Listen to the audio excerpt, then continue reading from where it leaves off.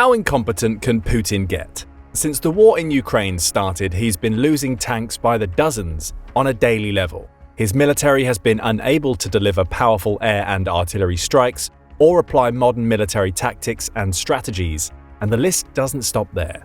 When Russia launched its full-scale invasion of Ukraine, the world's attention was naturally riveted on the land war. There, Russia's poor command structure and logistical incompetence became apparent within the first week, with the attack on Kyiv stalling. Since then, Russia has been forced to take hundreds of thousands of casualties in a war of attrition that has raged for 20 months and counting. However, Russia's incompetence has extended to the seas as well.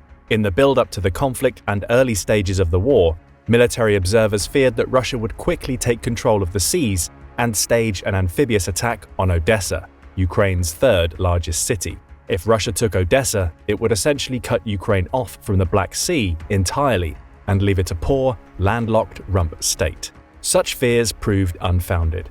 A landing near Odessa never came. Instead, the biggest stories involving Russia's navy in this war have been of its numerous humiliations. What happened? Today, Russia has essentially ceded control of the western Black Sea and is increasingly not even safe within its haven in Crimea.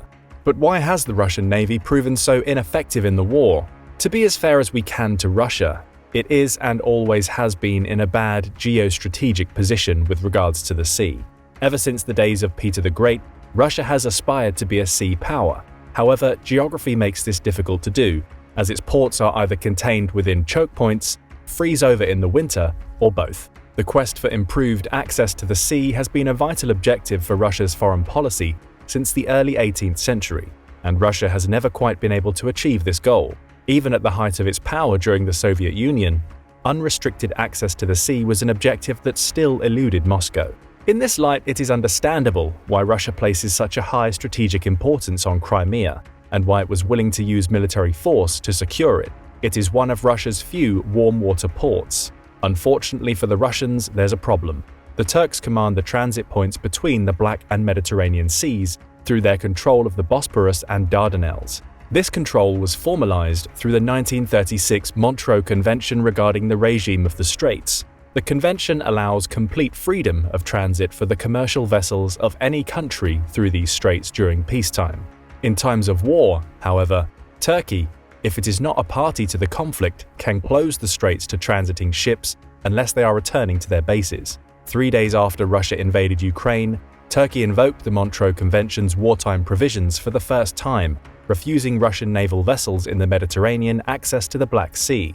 For example, at the end of November 2022, 2 Russian warships left the Mediterranean through the Suez Canal after 9 months of idling after Turkey forbid them from transiting through the Dardanelles and Bosporus to the Black Sea. The effect of the Montreux Convention has been to cut off Russia's ability to reinforce its Black Sea fleet. For Ukraine, this was a significant piece of diplomatic aid.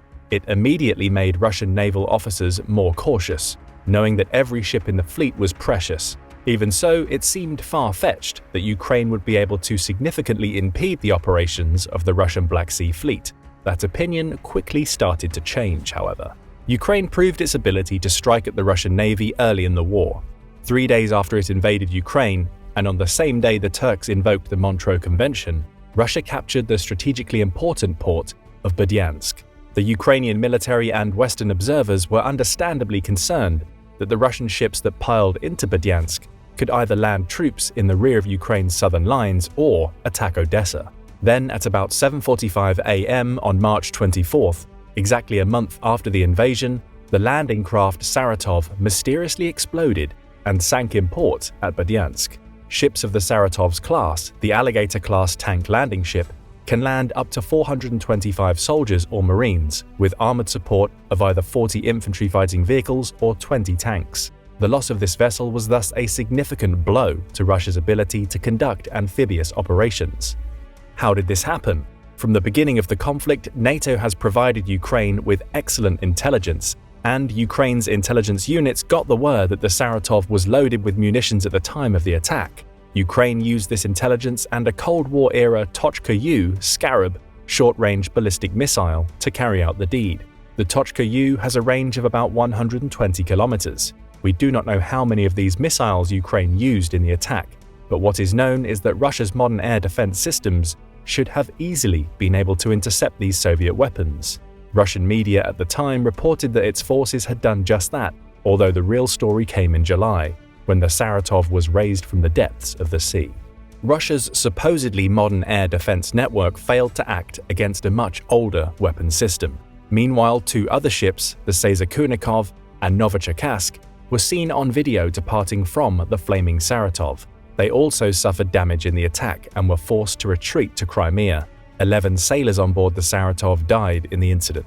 Ukraine's next assault on the Russian Navy would become the most famous of the war. This was the sinking of the cruiser Moskva, the flagship of Russia's Black Sea Fleet, in April 2022.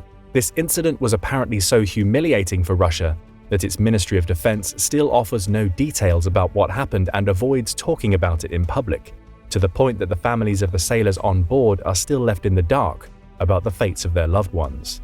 How exactly this incident unfolded is still unclear.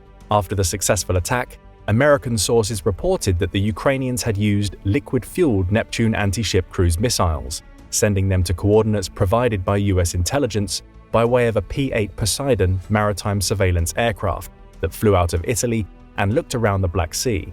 Ukraine denied this report, however. According to the Ukrainians, April 13, 2022 was the worst day to sink the cruiser because the weather was so bad for such a precise, premeditated attack. The coastline was covered with low, dark rain clouds on that day. The Ukrainian radars in the area had a limited 18-kilometer range because of the bad weather. Knowing this, the Moskva's crew got a wee bit careless. According to Ukrainian sources, at the time of the invasion we had no over-the-horizon radars and Russia knew it. But since the clouds were very low and a signal in this corridor between the water and the clouds had nowhere to go, the radar suddenly reached and identified Moskva. The ship's crew seemingly ignored this potentially deadly situation and were so lax about their security that the air defense systems were inactive. They had not noticed that they had just sailed to within the Neptune's 200-kilometer range. Ukraine may have at this point used a Turkish Bayraktar TB2 drone to distract the Moskva and then launch the missiles. For a while after the attack, Ukrainian crews did not know what happened, but radar soon revealed that 4 Russian ships were rushing to the Moskva from different directions. Later, the Ukrainians realized that a tugboat had also been dispatched from Crimea, hoping to save the ailing ship. At this point, the weather cooperated again too, when a storm began at sea and made rescue operations much harder. It became impossible to save the Moskva then, and it sank beneath the waves. Hundreds of Russian sailors reportedly saw their flagship get hit by 2 Neptune missiles. The Moskva incident is more baffling because the ship was an air defense cruiser. If running properly, the Moskva should have gotten as much as 4 minutes of warning that the Ukrainian cruise missiles were on their way. The Russian cruiser also had a triple layer of protection against such air attacks. Its defenses included the S-300F surface-to-air missiles, 9K-33 OSA air defense missiles, AK-360 close-in 30mm cannons, chaff, decoys, and electronic defense systems. However, no one recorded the Moskva using any of these systems against the Ukrainian cruise missiles. The ship just sat there. Why were none of these systems active? Was the ship's radar system defective? We might never know the answer. Whatever the reason, the Moskva was the largest Russian vessel sunk since World War II, and the first loss of a Russian flagship since the Russo-Japanese War. Russia says that 18 crew members died. Other sources say it was as many as 600. Either way, the incident shocked the Kremlin. With Ukraine's demonstrated anti-ship capabilities and no way for it to bring replacements thanks to the Turks' invocation of the Montreux Convention, Russia became even more cautious about how it would use its naval assets. Since this incident, the Black Sea Fleet has been bottled up around its base in Sevastopol, Crimea. With this knowledge, Ukrainian troops confidently strode forward with their Kherson counteroffensive between August and November of 2022, safe in the knowledge that the Russian Navy would not be bothering them with missile attacks from the Black Sea, let alone amphibious operations behind their lines. Even with the Russian Navy's retreat to the relatively safe Crimea, Ukraine wasn't done showing off its prowess in sinking ships. Next up was the rescue tug Vasily Bek. While far less spectacular a target than the Moskva, these tugs are important to the maintenance of a naval fleet. This role is especially important in the Black Sea due to Russia's inability to reinforce its fleet. This ship was new too, being launched in 2016 and commissioned in 2017. On June 17, 2022, Ukrainian forces attacked the Vasily Bek when it was on its way to resupply Russian soldiers stationed on Snake Island, a place already made famous from the start of the war, when the garrison there used colorful language in response to Russia's demands for surrender. The Ukrainians hit the Vasily Bek with 2 Harpoon anti-ship cruise missiles. The ship stood no chance and went down, with about 10 Russian KIA in the incident and a $25 million Tor air defense system on board that was supposed to be placed on the island. On June 30th, Russia evacuated its garrison from Snake Island. Moscow claimed that this move was an act of goodwill in recognition of a humanitarian corridor that was part of its grain export deal with Ukraine. In reality, Russia evacuated its troops from Snake Island because the attack on the Vasily Bek made its military brass realize that it's too risky to reinforce and resupply the outpost. It was a tacit admission that Russia had ceded the Black Sea west of Crimea to Ukraine. But the Ukrainians weren't done yet. The Olenigorsky Gornyak, a Rapucha-class landing ship, was Ukraine's next target. On August 4, 2023, Ukraine used drone boats to swarm the ship and its neighbors when it was docked in the Black Sea port of Novorossiysk. Not all the drones made it through Russian defenses, but the attack on the Olenigorsky Gornyak succeeded. The ship did not sink, but it needed to be put in a dry dock to repair the heavy damage. It's unlikely that the ship will return to action anytime soon. The water drone Ukraine used in the attack was a new low-visibility grey boat that can be operated via remote control. The drone boat has a high payload, able to carry a 300-kilogram warhead up to a range of 800 kilometers. The boat also features a satellite communications array at its rear. A Ukrainian operator of these drones explained their low profile was designed to exploit weaknesses in Russian ship defenses. It was an adaptation from their earlier attacks, where Russian ships spotted drone boats and sank them with artillery and small arms fire once they got to within visual range. The attack on the Olenigorsky Gornyak reveals that Ukraine has absorbed these lessons and is adapting with its newer drone boats. Russia claims that it foiled a similar attack on an oil facility after this incident, but as always, these claims should be treated with skepticism. Most recently, Ukraine attacked targets in Sevastopol, the headquarters of Russia's Black Sea Fleet, and other targets in Crimea. On September 13th, Ukrainian forces struck the Sergo-Ordzhonikidze shipyard in Sevastopol, a major repair base. Ukraine reportedly used 10 Franco-British Storm Shadow cruise missiles in the attack. Russia's Ministry of Defense claims that air defense systems in the area shot 7 of these missiles down, but that effort was clearly not enough. The Russian Kilo-class diesel-electric submarine Rostov-on-Don and the large landing ship Minsk were struck and destroyed by the Storm Shadows. Key infrastructure on the base was also damaged in this incident. However, the missile attack was only the climax of the operation. Other units were essential for shaping it. Prior to the attack, Ukrainian special operators seem to have destroyed one of Russia's nearby S-400 air defense systems and took control of an oil facility that housed a local radar unit. By downing these systems, the Ukrainians set the stage for the strike on Sevastopol. It would only be the first of several attacks on Crimean targets in the weeks ahead. On September 14th, Ukraine again struck at the Russian Navy on the seas. Its general staff said it had targeted 2 ships in the western Black Sea and released a video showing a Russian patrol ship appearing to come under attack by drone boats. The Russian Ministry of Defense confirmed that one of its ships, the Sergei Kotov, had been attacked, but repelled the assault. Meanwhile, that same day, Ukrainian forces used cruise missiles and drones to destroy a Russian air defense network in the Crimean city of Yevpatoria. Then, on September 22nd, Ukraine launched another attack on Sevastopol. Ukraine sent several Storm Shadow cruise missiles at targets there. Russia claims that it shot most of them down, but one made it through, hitting the Black Sea Fleet's headquarters. The attack set the main building ablaze, and Russian officials said at least 1 service member went missing in the aftermath. Ukraine alleges that the strike was timed to coincide with a meeting of high-level Russian officials. Kyrylo Budanov, Ukraine's intelligence chief, says that 2 Russian commanders were badly injured in the attack.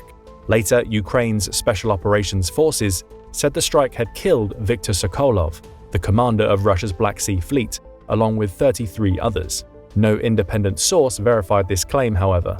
Sokolov reportedly attended a soccer awards ceremony to prove he was not dead on September 27th, although there are claims that this was a duplicate. As always, we should know more in time. What we do know is that the Institute for the Study of War confirmed an attack on the 744th Communications Center of the Command of the Black Sea Fleet in Crimea. And the problems are only piling on for Russia. In late September, the Biden administration seemingly finally gave Ukraine what it has wanted for so long. Although it was not officially announced, it's likely that Ukraine will be getting ATACMS missiles in the near future. These weapons can hit targets up to 300 kilometers away, 50 kilometers further than the Storm Shadow. And unlike the Storm Shadow, which requires a riskier launch from a fighter jet, ATACMS can be fired from Ukraine's HIMARS platforms on the ground. ATACMS would be ideal for launching attacks on Sevastopol. Meanwhile, if Ukraine gets ATACMS, it's also possible that Germany will agree to supply Ukrainians with Taurus air-launched cruise missiles that have even greater range than ATACMS. This weapon system would be ideal for targeting the Kerch Bridge connecting Crimea to the Russian mainland. A drone attack already damaged the Kerch Bridge a year ago. This scenario would be far more threatening. Ukraine has renewed its attacks on Crimea for a few reasons. First, Russia has allowed the grain export deal that Turkey and the UN brokered in July 2022 to expire. Russia's Black Sea Fleet has resumed its blockade of such exports, making it a more important target for Ukraine to destroy. Crimea is also the linchpin of Russia's logistics in Ukraine. Being able to resupply its troops from Crimea is vital to the Russian war effort. Ukrainian disruption of Russian Navy logistics from Crimea is one of the reasons why Moscow now considers it too dangerous to send ships to the west of the peninsula. An attack on Russia's ports in Crimea would disrupt the supply chain to all the branches of Russia's military, and it appears that the Black Sea Fleet is helpless in stopping such attacks. Crimea is also a highly political target, with Ukrainian President Zelensky saying that this war started in Crimea and will end in Crimea. The recapture of Crimea would be the greatest victory for the Ukrainian military, a highly symbolic measure of its triumph. The stakes are just as high or even higher for Putin. Prior to the invasion of Ukraine, he sold his occupation and annexation of Crimea to the Russian public as his crowning foreign policy achievement. If Russian occupation of Crimea becomes untenable through missile and drone attacks, and supplying the Russian forces in other parts of Ukraine from Crimea also becomes untenable, Putin's political position at home erodes, and the entire Russian war effort risks breaking down. The war has already put Russia through isolation, economic hardship, and hundreds of thousands of casualties. If Russia cannot gain anything from the hostilities and winds up losing Crimea too, or if it at least cannot use the peninsula for strategic purposes, it's difficult to see how Putin would be able to remain in power, which he plans to do until at least 2036. In this scenario, Russian elites may decide that the time is right for their country to finally get a new leader. There is a presidential election in Russia in 2024. Although elections in Russia are only formalities, the 2024 election could serve as a pretext to oust Putin from power if the war goes too poorly between now and then. It's understandable why Crimea and the Black Sea Fleet would become an increasingly high priority for Ukraine. All wars are first and foremost political. Even if things don't turn out that way, Ukraine's effective neutralization of the Russian Black Sea Fleet is an astounding military achievement. Early in the war, Ukraine forced the Black Sea Fleet to retreat to what it believed was the safety of Crimea. Now, through the actions of its intelligence units, special operators, and missile and air units, it's showing that not even Crimea is safe. If ATACMS and Taurus missiles soon arrive, that point will only be made clearer. What do you think will come next in the war at sea? Will Ukraine soon use ATACMS missiles to destroy Russian ships and docks in Sevastopol? Is the Kerch Bridge safe for Russia? Let us know what you think in the comments. Also, don't forget to hit the like button and subscribe for more military analysis from military experts. Putin's invasion of Ukraine is a disaster, and it's no wonder. The man is a paranoid megalomaniac who goes around poisoning his opposition's underpants, uses outdated Soviet-era weapons and tactics on the battlefield, and isolates himself from the world to a degree that is clearly eating away at his sanity. And that's not all. If you haven't heard this before, we're here to talk about it today. Putin is a thief. While there are numerous military mistakes that Russian generals and armies have made, the mistakes begin at the top with Putin himself. No surprise there, right? But you may be surprised at just how vast and crazy this sea of mistakes, dirty little secrets, and even just basic stupidity really is. Here's the scoop. You can tell how big a thief Vladimir Putin is by how many articles and documentaries have been made about how he's stolen Russia blind. One pertinent article is literally titled just that, Stealing Russia Blind, written by Harley Balzer and published in the Journal of Democracy. In the article, Balzer points out that Putin has established a sistema, the Russian word for an established and accepted system, based on massive predation that has produced the most unequal wealth distribution in any developed economy. Estimates have suggested that Putin and his oligarch cronies have stolen more than $1 trillion worth from the Russian economy since the fall of the Soviet Union in 1991. But that is just the beginning of Putin's kleptocracy story. Putin's experience with government-level theft started early, long before he reached Russia's throne, when he managed to steal $124 million worth of funding that was designed to feed the starving population of St. Petersburg in the wake of the collapse of the Soviet Union. In 1996, he was able to protect his boss, St. Petersburg Mayor Anatoly Sobchak, when Sobchak lost an election over a corruption scandal and fled the country, an escape arranged by Putin himself. That ability to protect his corrupt friends is what garnered attention by the equally corrupt Russian President Boris Yeltsin in 1999, who was leaving office during an investigation into his own massive corruption. Estimates by 4 different worldwide organizations of the level of endemic corruption in Russia suggested that at a minimum, $30 billion a year was being stolen from the Russian economy. That amounts to 10 to 12% of the national GDP, and that was just what the investigators could prove. Eventually, those losses cost his country dearly. Money that should have gone to train soldiers, to modernize equipment, to keep planes flying and tanks in working order, to simply fill up their gas tanks, all this had been stolen from Russia's military. That higher figure of $1 trillion worth of theft was mentioned again by investigator Bill Browder, who also suggested that Putin's net worth alone is in excess of $200 billion. These funds could have also gone to better roads, better healthcare, and better everything in Russia, not just a better military. But it's the kleptocracy rampant in Russia's military that the invasion of Ukraine has brought front and center. Russia has been undergoing a much-vaunted modernization effort that's been ongoing since 2008. But these efforts have failed to root out Putin's personally embedded sistema, which is present in all levels of Russia's military. The army's infantry commanders frequently inflate the number of active personnel in their units, and from the excess, those commanders steal the surplus funds for themselves. The accounting is continually plagued by falsified numbers of both men and material, which leads to false appraisal of the unit's true combat capability. But the units are not only plagued by missing soldiers and supplies, their lower-level commanders and sometimes the soldiers themselves have sold available gear and even their own vehicles' gasoline for money or traded them for alcohol. All branches of the armed forces generally have unreliable and opaque reporting up and down the command chain, which has led Russia's leadership to believe its forces were better quantitatively and qualitatively than they really were at the start of the invasion. And with the lack of available gear for their newly mobilized troops, some soldiers or their families have had to resort to buying their own weapons, their own bulletproof gear, and sometimes even their uniforms. That's just sad and weird. And it's about to get weirder. Putin is personally responsible for the 3 segments that underpin his rule as an autocrat. He perpetuates his rule by maintaining absolute secrecy. He isolates himself from reality by listening to only a very select few advisors.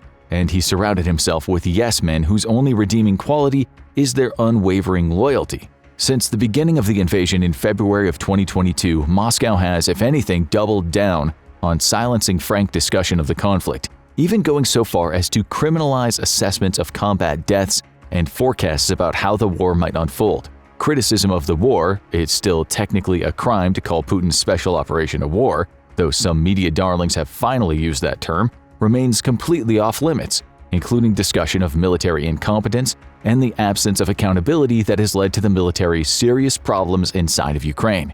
This censorship makes it hard for the military elite to get accurate information on what's going wrong in the war, which in turn hampers their efforts to correct their mistakes. Meanwhile, the level of secrecy that Putin has made an intractable part of the Russian sistema was one of the biggest reasons for the early failure of the invasion.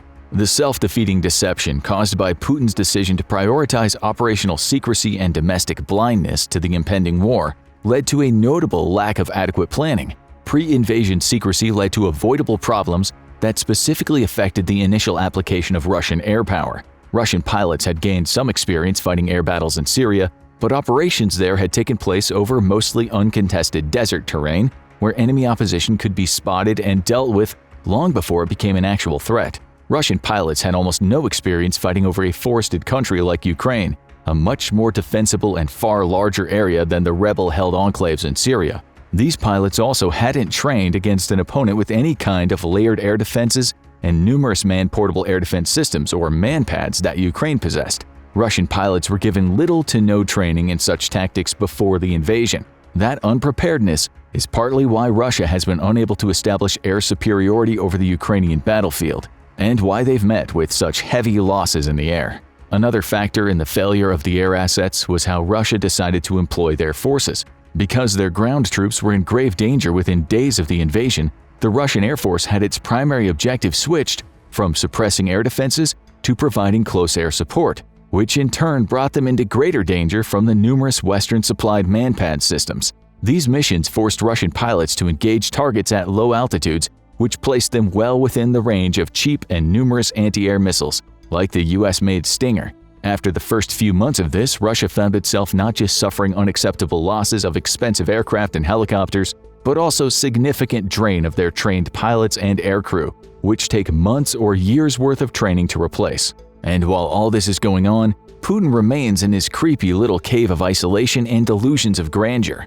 Not only is Putin's insistence on secrecy a major problem, but he has insulated himself from the reality of the world by relying on just a handful of advisors. By orchestrating the invasion with just a handful of military advisors, many of whom earned their positions not by being good strategists, but by being loyal to a fault, Putin created a plan that had no basis in reality. For example, the primary invasion thrust south from Belarus toward Kyiv brought only enough rations for the troops and fuel for their vehicles to last 2 to 3 days. The level to which Putin and his advisors were out of touch with reality was displayed by the troops who carried with them dress uniforms for their expected victory parade in the middle of the capital. Putin's invasion plan was filled with faulty assumptions, arbitrary political goals, and planning mistakes that ignored key Russian military principles. The initial invasion called for multiple unsupported lines of attack, with no reserve forces, tying the military to far-flung objectives that were unattainable for the modest size of its ground forces.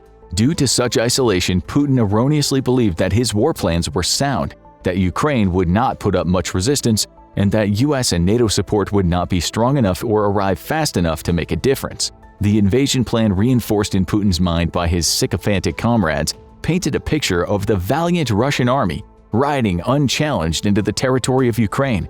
The brotherly Ukrainians would welcome them with open arms and would thank them for rescuing all of Ukraine from their neo-Nazi and corrupt drug-addicted leadership. The overmatched Ukrainian forces would run at the first sight of overwhelming Russian forces. After Kyiv fell within 3 days, the liberators would then receive a warm greeting in the southern and eastern regions of the country. The Russian elder brothers would then install a properly subservient government in Kyiv that would gratefully accommodate any demands Putin placed upon them.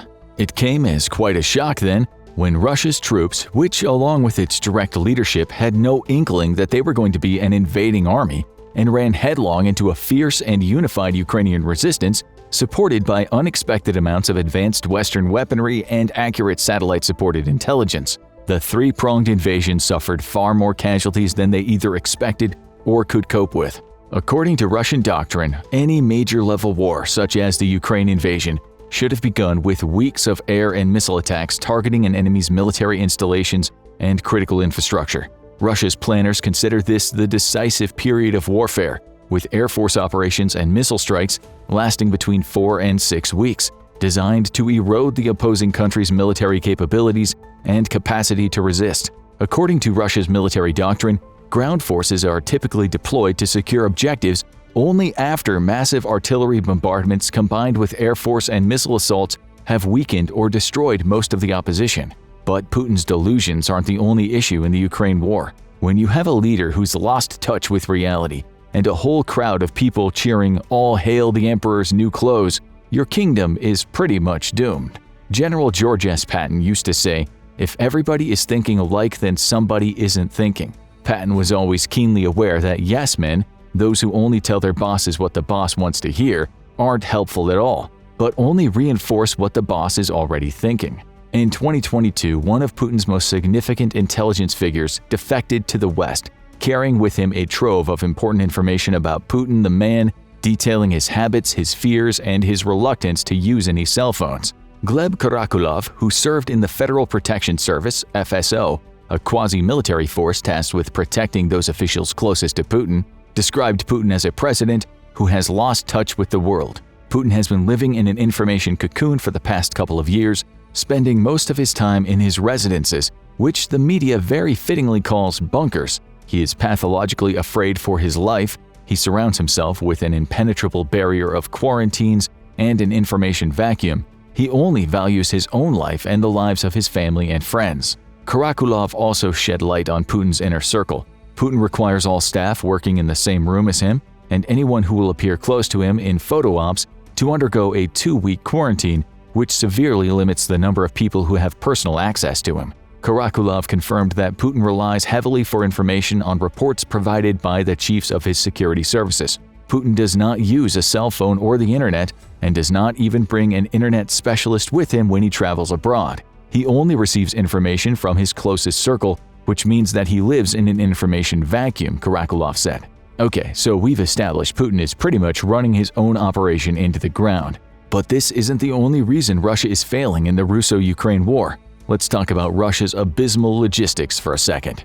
The famous quote, "Amateurs talk strategy, professionals talk logistics," has been credited to everyone from Napoleon to U.S. General Omar Bradley. But the first recorded use of that phrase in that form was by a retired 4-star Marine general named Robert Hilliard Barrow. He was speaking about the difference between localized maneuvers that could win a battle and overall army supply coordination that could win or lose a war. Russia's invasion of Ukraine was plagued by logistical nightmares from the very beginning. Ukraine knew they could depend on their home-designed Skiff or Stuna P anti-tank guided missile (ATGM) systems, but they also knew they'd be facing 2,000 or more Russian main battle tanks, plus more than twice that number of armored infantry fighting vehicles (IFVs). Knowing that Ukraine needed help against these armored forces, the US and its allies managed to deliver more than 17,000 anti-tank missile systems to Ukraine within the first month of the war, including the Anglo-Swedish short-range NLAW rocket and the even more powerful US-made Javelin ATGM.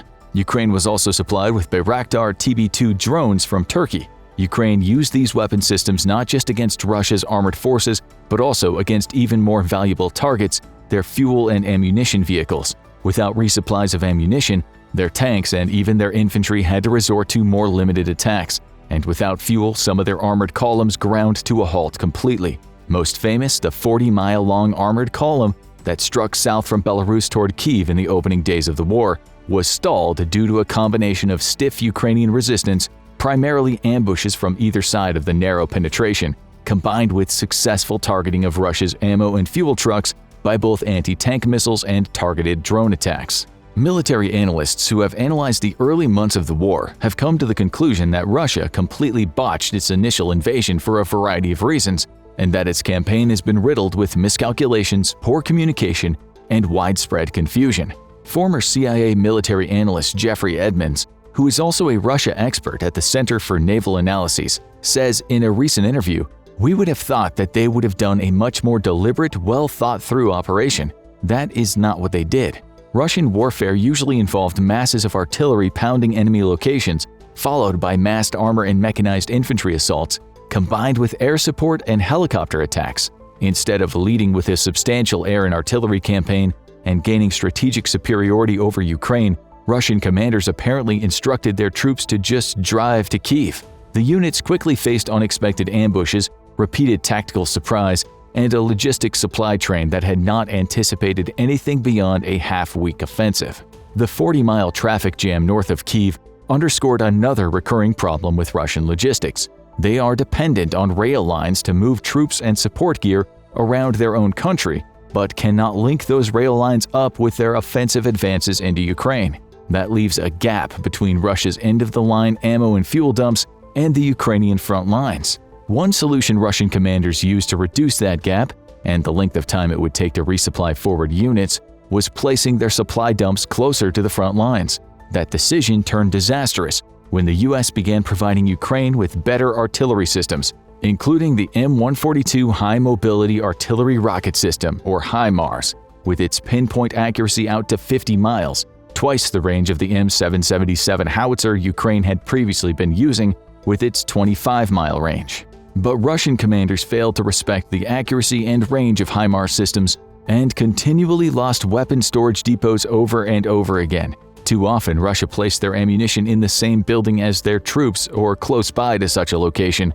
That proved disastrous on at least one occasion, when Ukraine struck an occupied school building in Makiivka in the Donetsk region on New Year's Eve, killing as many as 400 Russian soldiers and wounding another 300, according to Ukraine claims. Another persistent problem in Russia's logistics fiasco has been the reliance on unsecured phone lines. This has allowed Ukrainian intelligence to triangulate their position and strike them with highly accurate artillery and missile strikes. One such attack reportedly left hundreds of Russian soldiers dead and prompted the Russian Ministry of Defense to announce it is already clear that the main reason of what took place included the massive use, contrary to the ban, of personal mobile phones in the range of enemy weapons. Yet such use persists, both from the average trooper to the high command. The Russian news agency TASS suggested that the New Year's Eve attack was also due to soldiers' misuse of civilian cell phones. Preliminarily, the reason for the strike was the active use of mobile phones by the newly arrived military personnel. The enemy revealed the activity of cellular communications and the location of the subscribers, which allowed them to target the temporary barracks. And then there's Russia's mass misjudgment of NATO's united front. Putin and his tiny handful of advisors also miscalculated the stiffness of NATO's resolve to defend Ukraine, as well as their willingness to arm them with every weapon system they could. Putin believed the individual countries of NATO, led by the US, Germany, France, Great Britain, and Poland, would each go their separate ways and would fail to provide a united front against what Putin expected would be a short blitzkrieg-type war. Instead, his brutal invasion solidified NATO's unity and even helped convince new countries like Finland and Sweden to ask for membership. Finland's admission, making NATO's 31st member, was an especially bitter pill to swallow, as it increased NATO's border presence with Russia by an extra 830 miles. This was clearly one of Putin's most significant blunders. The US, NATO, and the European Union have remained relatively united in providing billions of military aid to Ukraine, as well as considerable humanitarian assistance, while simultaneously applying sweeping sanctions against Russia. The sanctions have crippled the Russian economy, which took an extra hit from the loss of between 700,000 and 1 million young Russians who fled the country ahead of Putin's draft in the fall of 2022.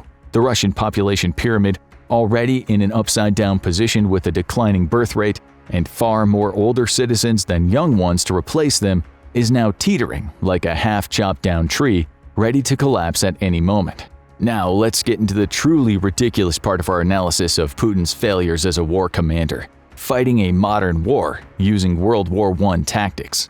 By the end of the first year of the war, it became clear that in addition to all the strategic and leadership mistakes Putin and Russia have committed, there's a vast difference in how the two armies are fighting it out on the ground. While Ukraine has relied heavily on smart weapons, surveillance and attack drones, ATGMs, manpads, precision-guided munitions, even drone attack boats in the Black Sea, Russia has settled on the World War I tactic of massed artillery, followed by human waves of soldiers, often without even the benefit of a few tanks sprinkled in here and there for support.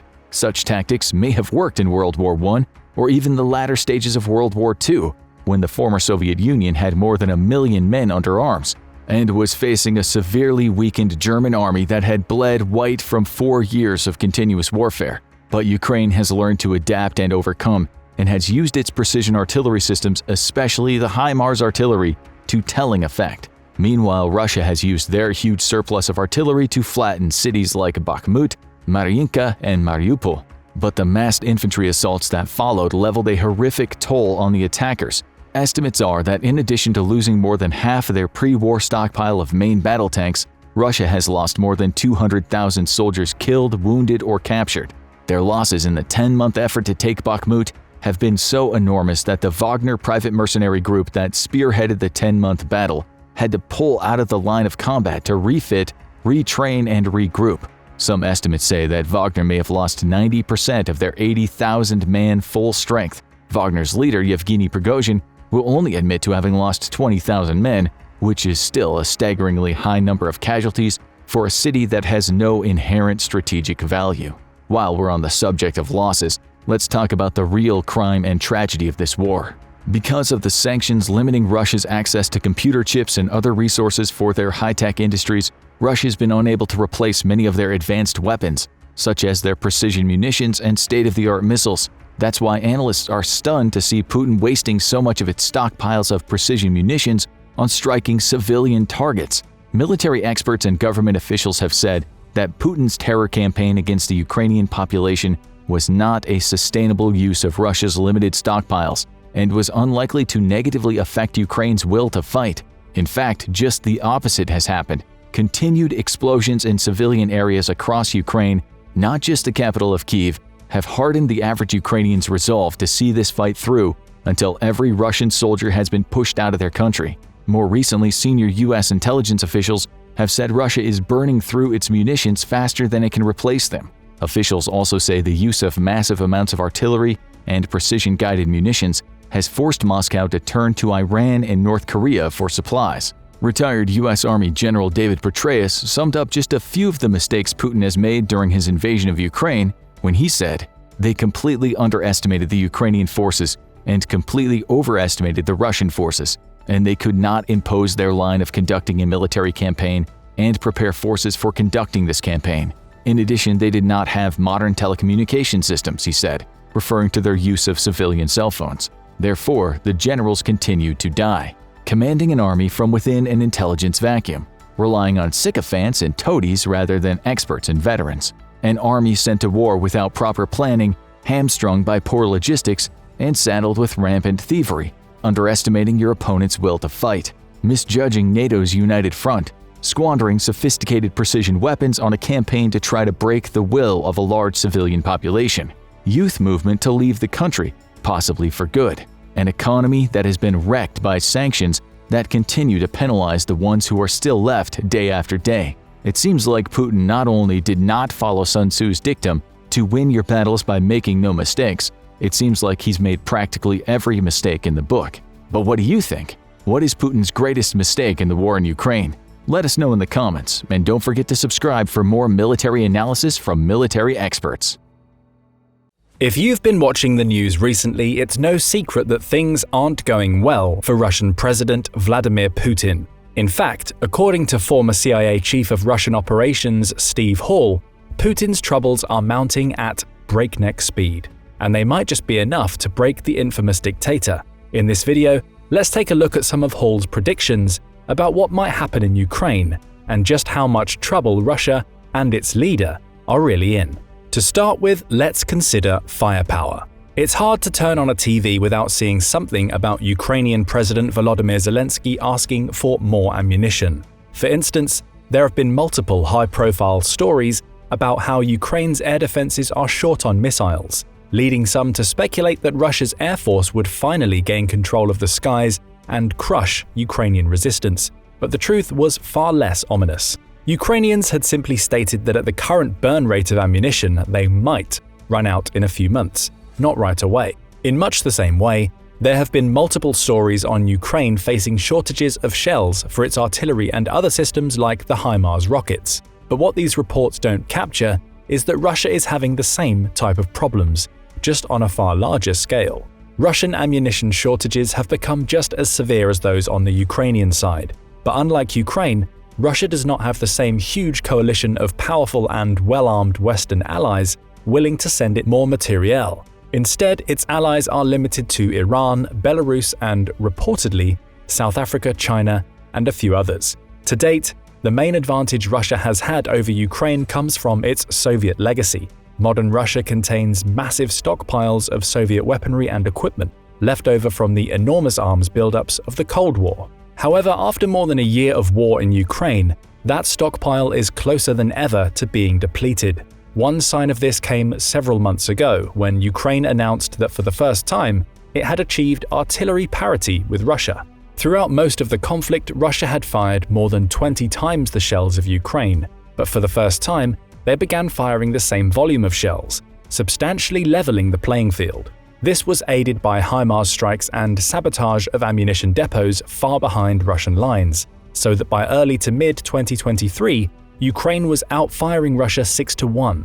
As Hall has noted, I think the pattern that we've seen over this year, the first year of the Ukrainian war, has been the West very slowly, very cautiously, I think probably not to overwhelm Ukrainian logistics capabilities, ramping up the type of weaponry and ammunition that goes with that. The huge shift in firepower had a noticeable effect on Russia's attempted offensive operations. Due to the poor training, planning, and leadership of Russian ground troops, most of their operations during the war have been heavily reliant on huge artillery barrages.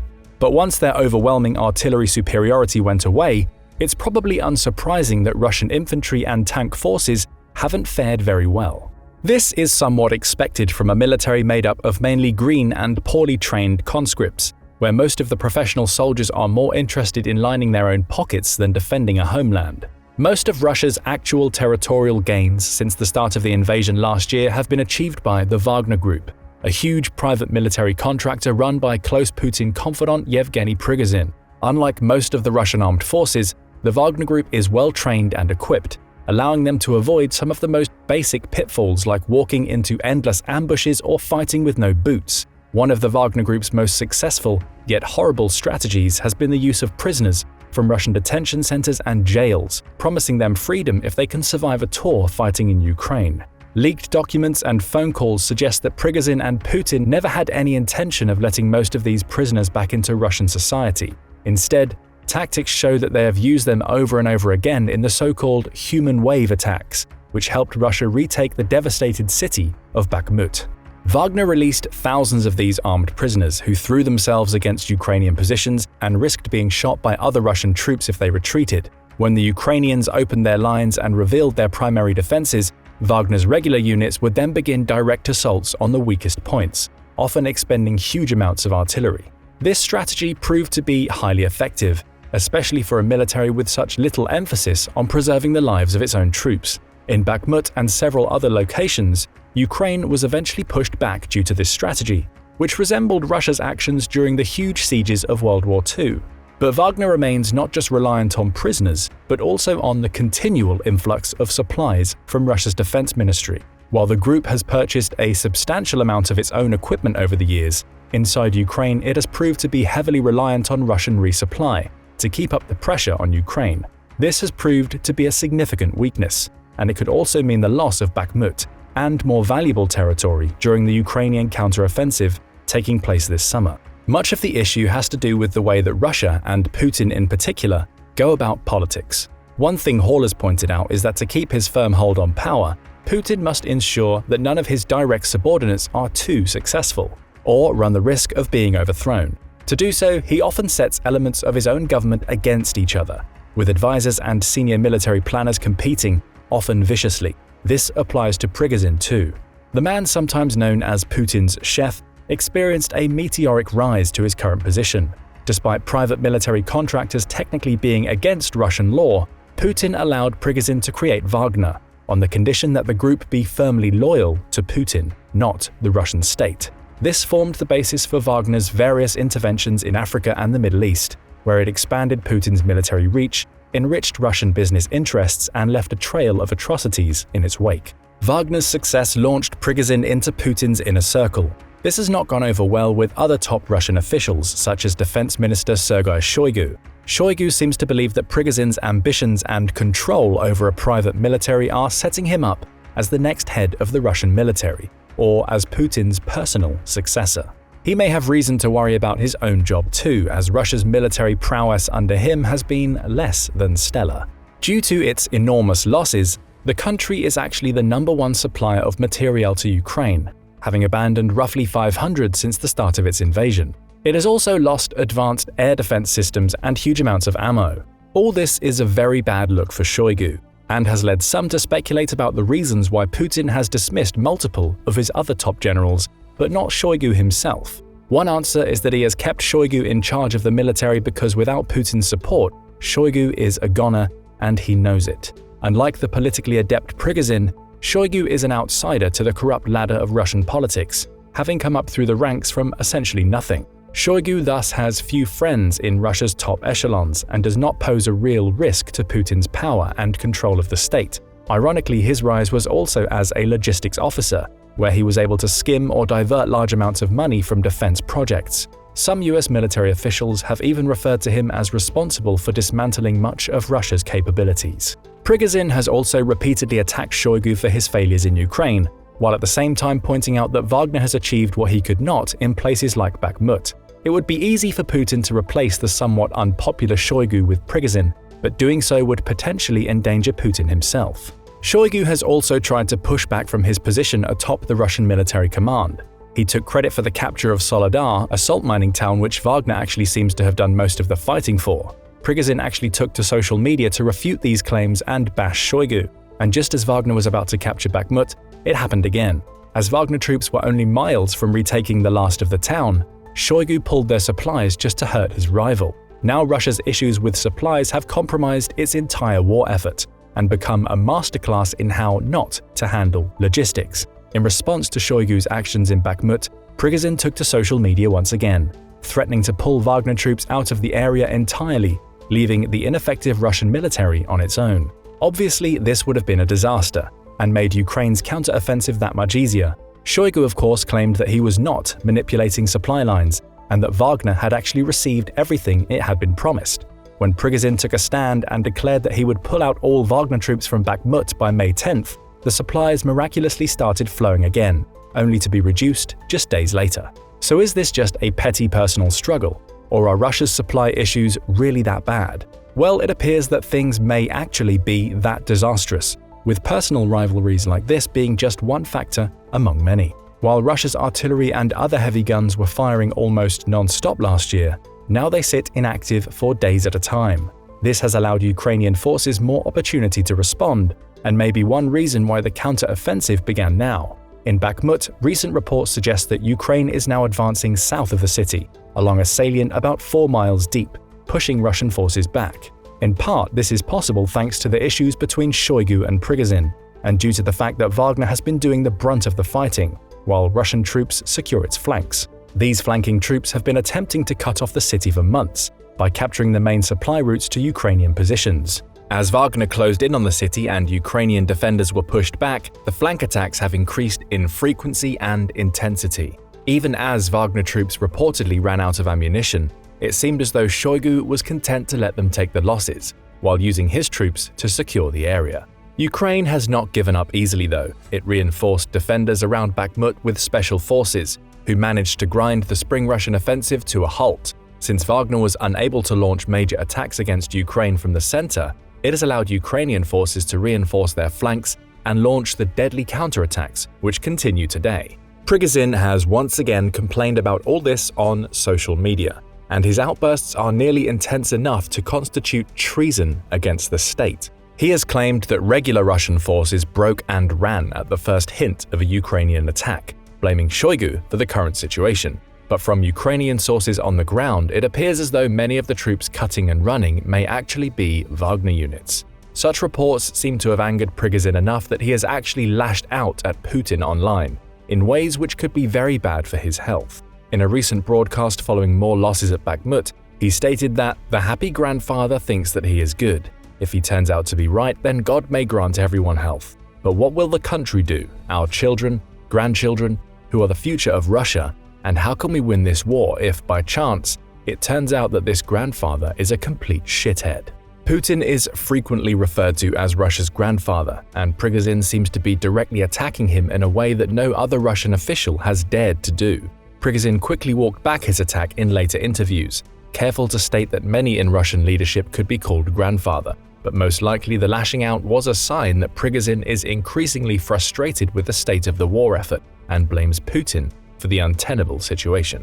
This is also likely to be one of the biggest issues Putin has yet faced, with his two top military leaders essentially sabotaging each other. The Russian offensive in Bakhmut has not been nearly as successful as it should have been.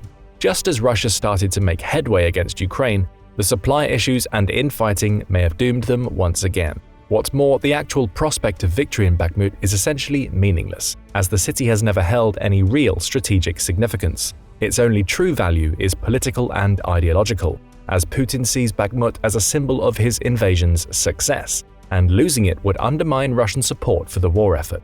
And Bakhmut is just one piece of the larger picture. This type of drama is playing out across the battle space in Ukraine, as different factions of the Russian military compete against each other for plunder and political influence. But we should remember that at least some of this insanity is by Putin's design, intended to make sure that no one faction can challenge him for dominance in Russia. And while hundreds of thousands of ordinary Russians have paid with their lives, the constant violence in Ukraine still seems far from the gilded halls of the Kremlin and Putin's vacation palaces. Even so, Putin knows that he has risked a lot in this conflict. As Hall points out, as to whether or not Putin will run out of something, willpower, ammunition, men, that he wants to send into the meat grinder, I would be surprised if Putin were to just say, okay, no, this is a big mistake, or I've gone too far, or we don't have enough resources. This is one of the significant problems with this, is where does Putin go from here? If he somehow gives up and surrenders, that's going to have negative implications for him back in Russia, but if he doesn't win, that will too, and it looks like he's not going to win. I'm glad I'm not in Vladimir Putin's position right now because he doesn't have a whole lot of space to work with. And in this latest stage of the war, Putin's troubles are increasing again. This time not even due to the incompetence of his own forces. The issue has to do with Ukraine's increasing access to long-range precision weaponry. Since the beginning of the conflict, Kyiv has been asking the West for more materiel, but they have been slow to materialize. It took months for the HIMARS missile system to be delivered, but once it was, Ukraine gained the ability to strike static targets several dozen miles away with deadly accuracy. And in the time since, the West seems to have become more receptive to handing over increasingly powerful weaponry.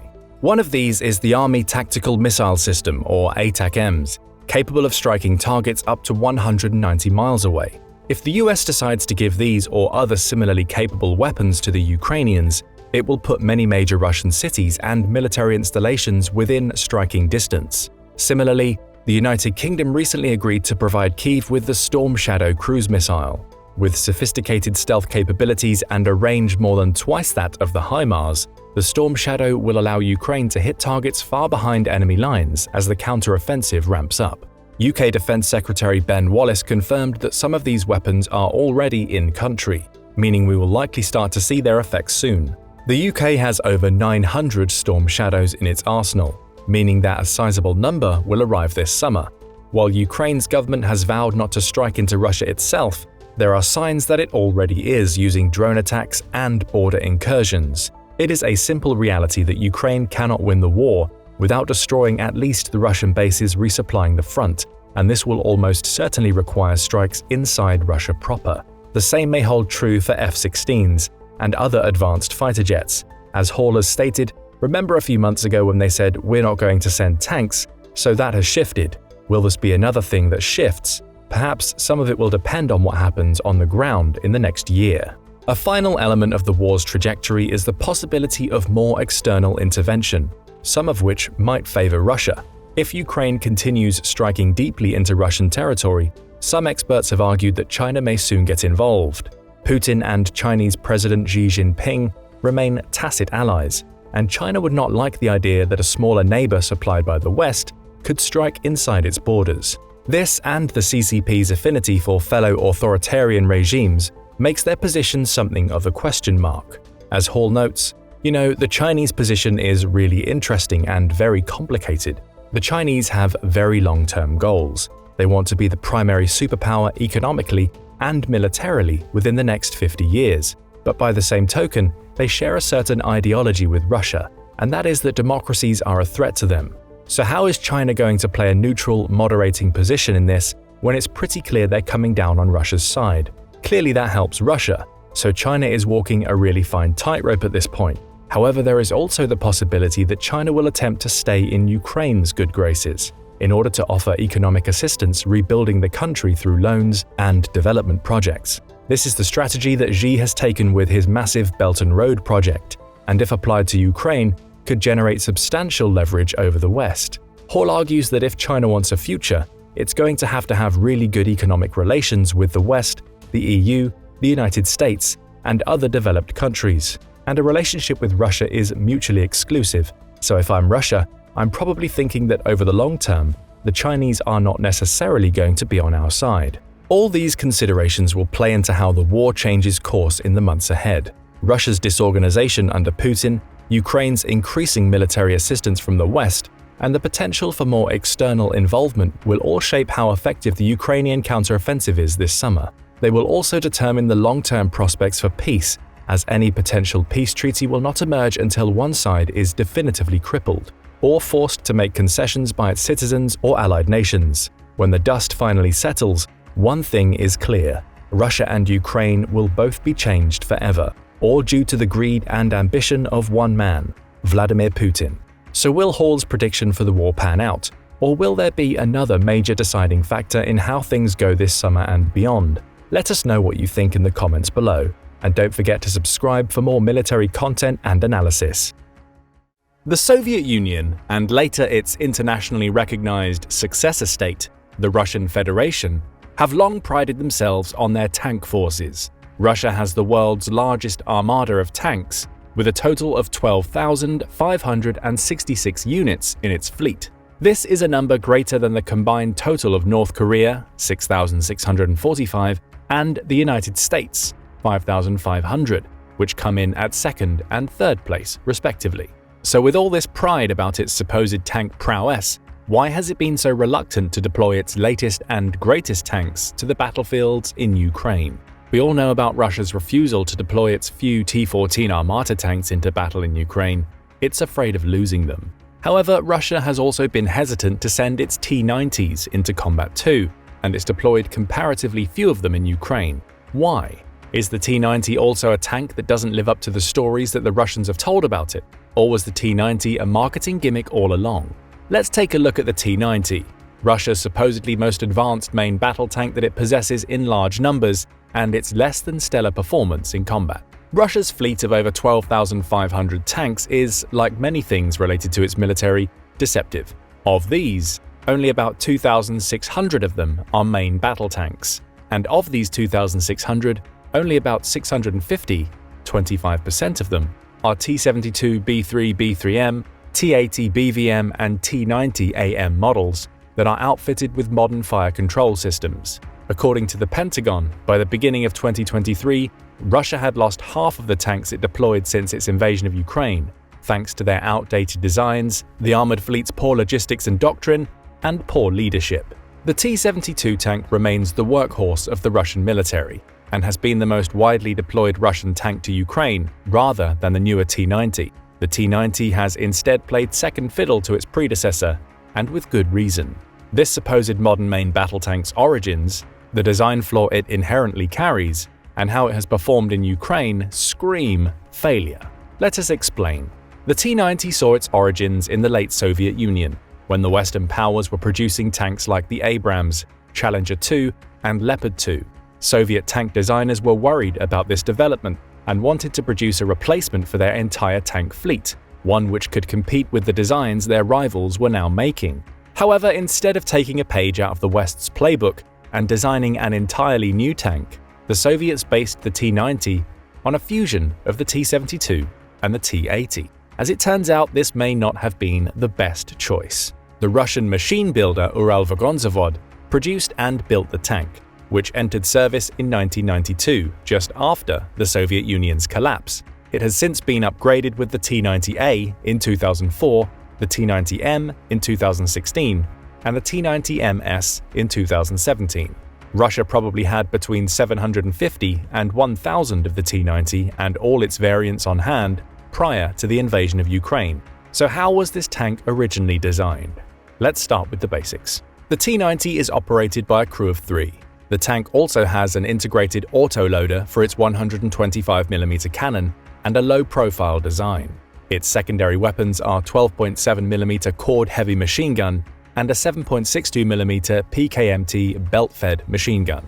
The tank also boasts a Shatora curtain, an electrical jammer that deploys smoke grenades when a missile targets the tank. Infrared lights are also part of its defensive array, and these are designed to confuse the guidance system of an incoming tank-killing missile or rocket. The T-90 is built with reactive armor tiles, which are designed to explode when impacted by a tank-killing munition. This helps protect the tank from the full impact of an incoming round. Additionally, the T-90 is built with composite armor materials to make it more rugged against conventional ammunition and precision-guided anti-tank weapons.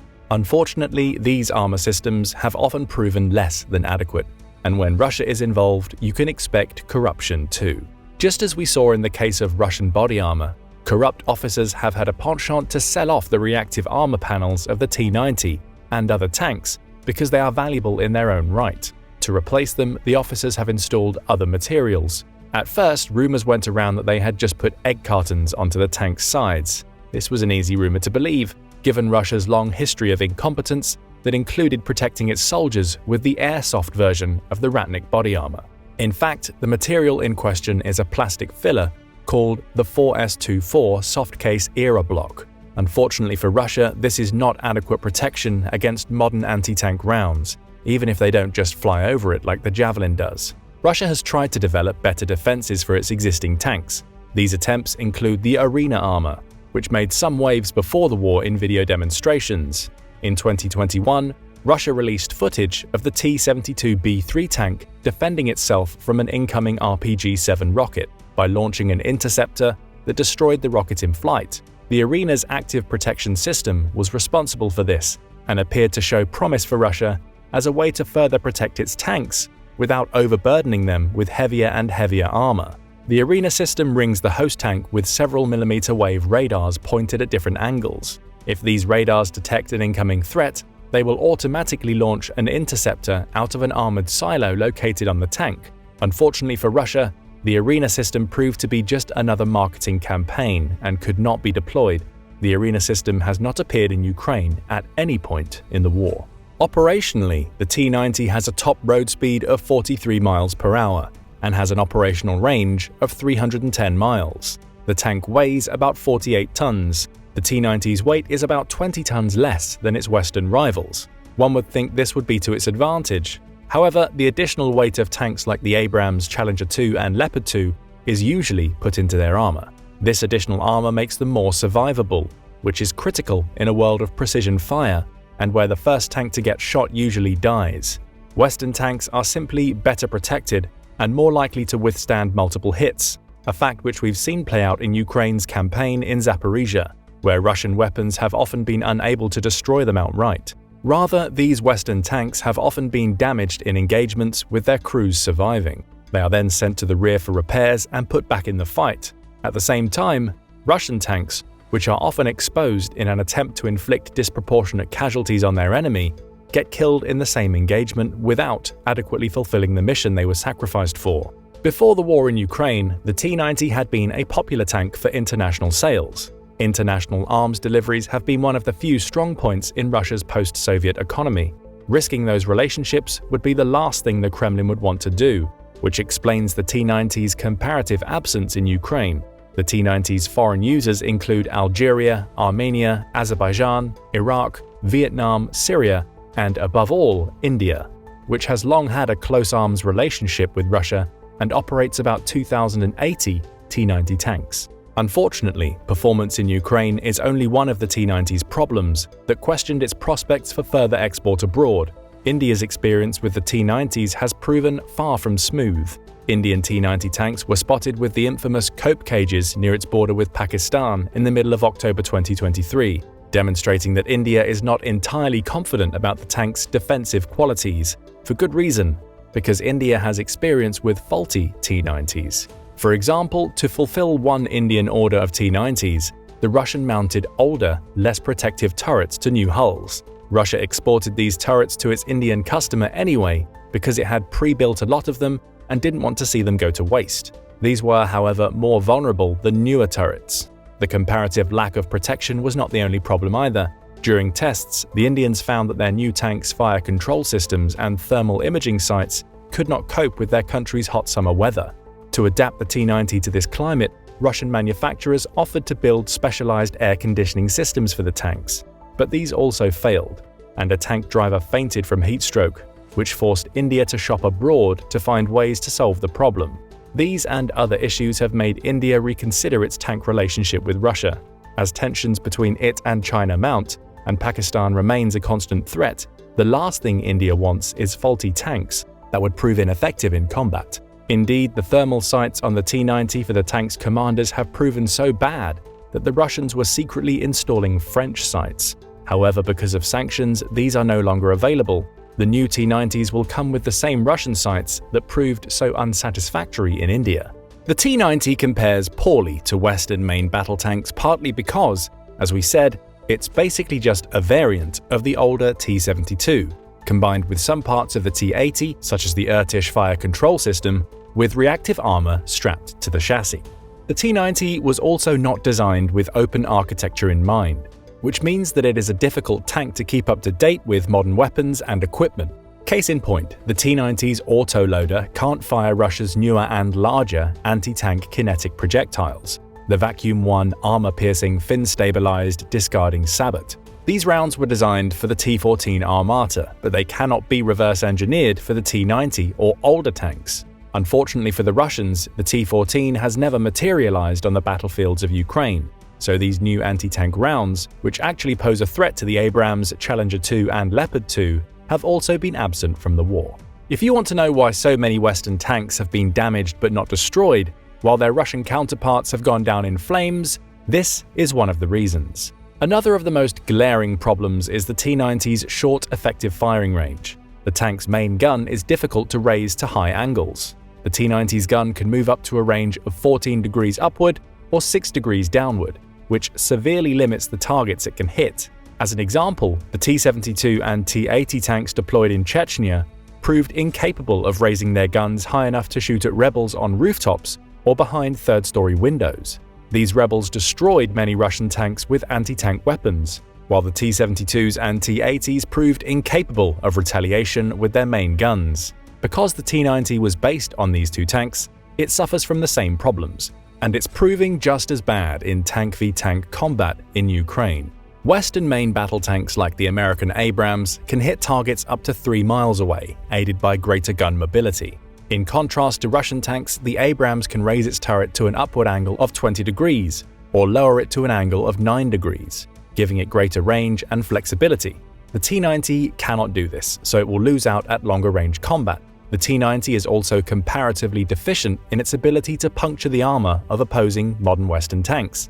To safely do so, it will need to get closer to its targets, while enemy tanks can stay back at safer ranges. Obviously, this reality is not advantageous for the Russian tank. Poor doctrine was literally built into the T-90's design. One of the reasons the Soviet planners chose not to go with a completely new design for the T-90 was because they wanted the tank to remain cheap, which its predecessor, the T-72, also was. The T-72 was designed to replicate World War II-era flood tactics and overwhelm its opponents with mass. This design has carried over into the T-90, where it's been implemented in Ukraine to poor results. The tank's cost hints at this purpose, as one T-90 costs roughly between $2.5 million to $4.5 million, depending on the variant, which is much less expensive than its Western counterparts. By comparison, an Abrams tank can cost over $10 million per unit, while the Leopard 2 can cost $6 million and the Challenger 2 around $5 million. This comparison in unit costs reveals the Soviet plans to flood the zone with the sheer mass of T-90s they plan to produce. Unfortunately for the Russians, this mass of T-90s never came.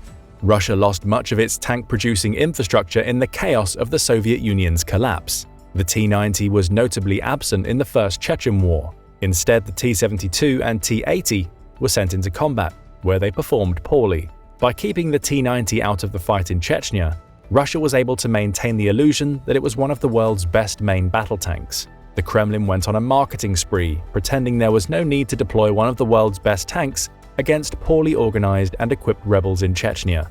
According to the Kremlin, the T-90 was above such trivialities. The marketing campaign worked because international sales of the T-90 picked up. When the T-90 did start to see combat, it performed far below the standards that Russia had made the world come to expect from it. Russia's intervention on behalf of Bashar al-Assad in the Syrian civil war quickly put the T-90 to the test. Just as quickly, footage spread on social media showing Syrian rebels destroying T-90 tanks with old Tau missiles. Bashar al-Assad's army received 30 T-90s from Russia. 5 or 6 of them were confirmed to be destroyed by wire-guided Tau-2A missiles between 2016 and 17. It was a preview of things to come in Ukraine. As early as May 2022, Ukrainian troops proved capable of killing the T-90 with a Carl Gustav recoilless rifle in Kharkiv Oblast. This was the first confirmed kill of a T-90 during the war, According to the Oryx blog, Russia has 2,458 visually confirmed tank losses since the war in Ukraine began. Of these, 90 are T-90 tanks. 34 of the losses are of the T-90A, 1 is a T-90AK, 7 are T-90S tanks, and 48 are T-90M tanks. This data is current as of November 5, 2023. One contributor to these losses is the fact that the T-90 comes with a design that stores its ammunition inside the tank compartment. Once the vehicle takes a direct hit, it and its crew will be blown sky high. Russian tank turrets getting sent skyward in explosions have been a common feature circulating on social media footage taken by Ukrainian soldiers. While most of these tanks have been T-72s, the T-90 is no exception and has met the same fate many times. In October 23, spectacular footage taken by a drone circulated showing a T-90 getting totaled by an anti-tank round in Ukraine. The way Russia has used its tanks has not done it any favors and has instead compounded their design flaws. Russia has repeatedly failed to coordinate its armor with its infantry and artillery, often moving armored columns independently of the other branches of its military. Russian tank crews also tend to be poorly trained. Because Russia has lost tanks at high rates with their crews getting killed in the process, Russian tankers tend to be inexperienced. However, even if Russia managed to find a way to fix these deficiencies, the fact is that its tanks are outdated and incapable of standing up to modern Western armor and anti-tank tactics or equipment. And because Russian tanks like the T-90 are obsolescent designs that are not adapted for open architecture, the Kremlin cannot upgrade its tank fleets like its Western rivals can. In particular, the inability for the T-90s and its older siblings to use the new Vacuum 1 round has put them behind the 8 ball when it comes to dealing with the modern tanks that Ukraine is now fielding. The lack of open architecture is especially bad news for a Russia that lacks the means to create an adequate replacement tank for its older vehicle, as seen in the failure of the T-14 Armata program. After a decade, only a handful have been built, and sanctions mean that it will be challenging for Russia to get the parts it needs to build more of them. As the T-90 and its older siblings get depleted, Russia has been forced to rely on even older designs like the T-62 and T-54-55. With the steady losses of T-90s, T-80s and T-72s, Russia's tank force has gotten proportionally more outdated, while Ukraine's has gotten proportionally more modern thanks to the aid of its Western allies. Perhaps this is one of the reasons that the Russians seem to have surged the T-90 into combat in recent weeks. T-90 losses have accelerated as Ukraine gains more ground in Zaporizhia, which may demonstrate that Russia has more T-90 tanks on hand and is no longer willing to hold them back from action. Russian factories seem to be producing more T-90s. However, these are still, by their nature, obsolescent designs, and for Russia there seems to be no way out of this conundrum. Even though Ukraine still mostly uses the older, Soviet-era tanks, its arsenal steadily gets more advanced. Germany has announced it will deliver 14 more Leopard 2 tanks to Ukraine in early 2024 to replace some of the units Ukraine has lost in recent weeks of fighting in its Zaporizhia offensive.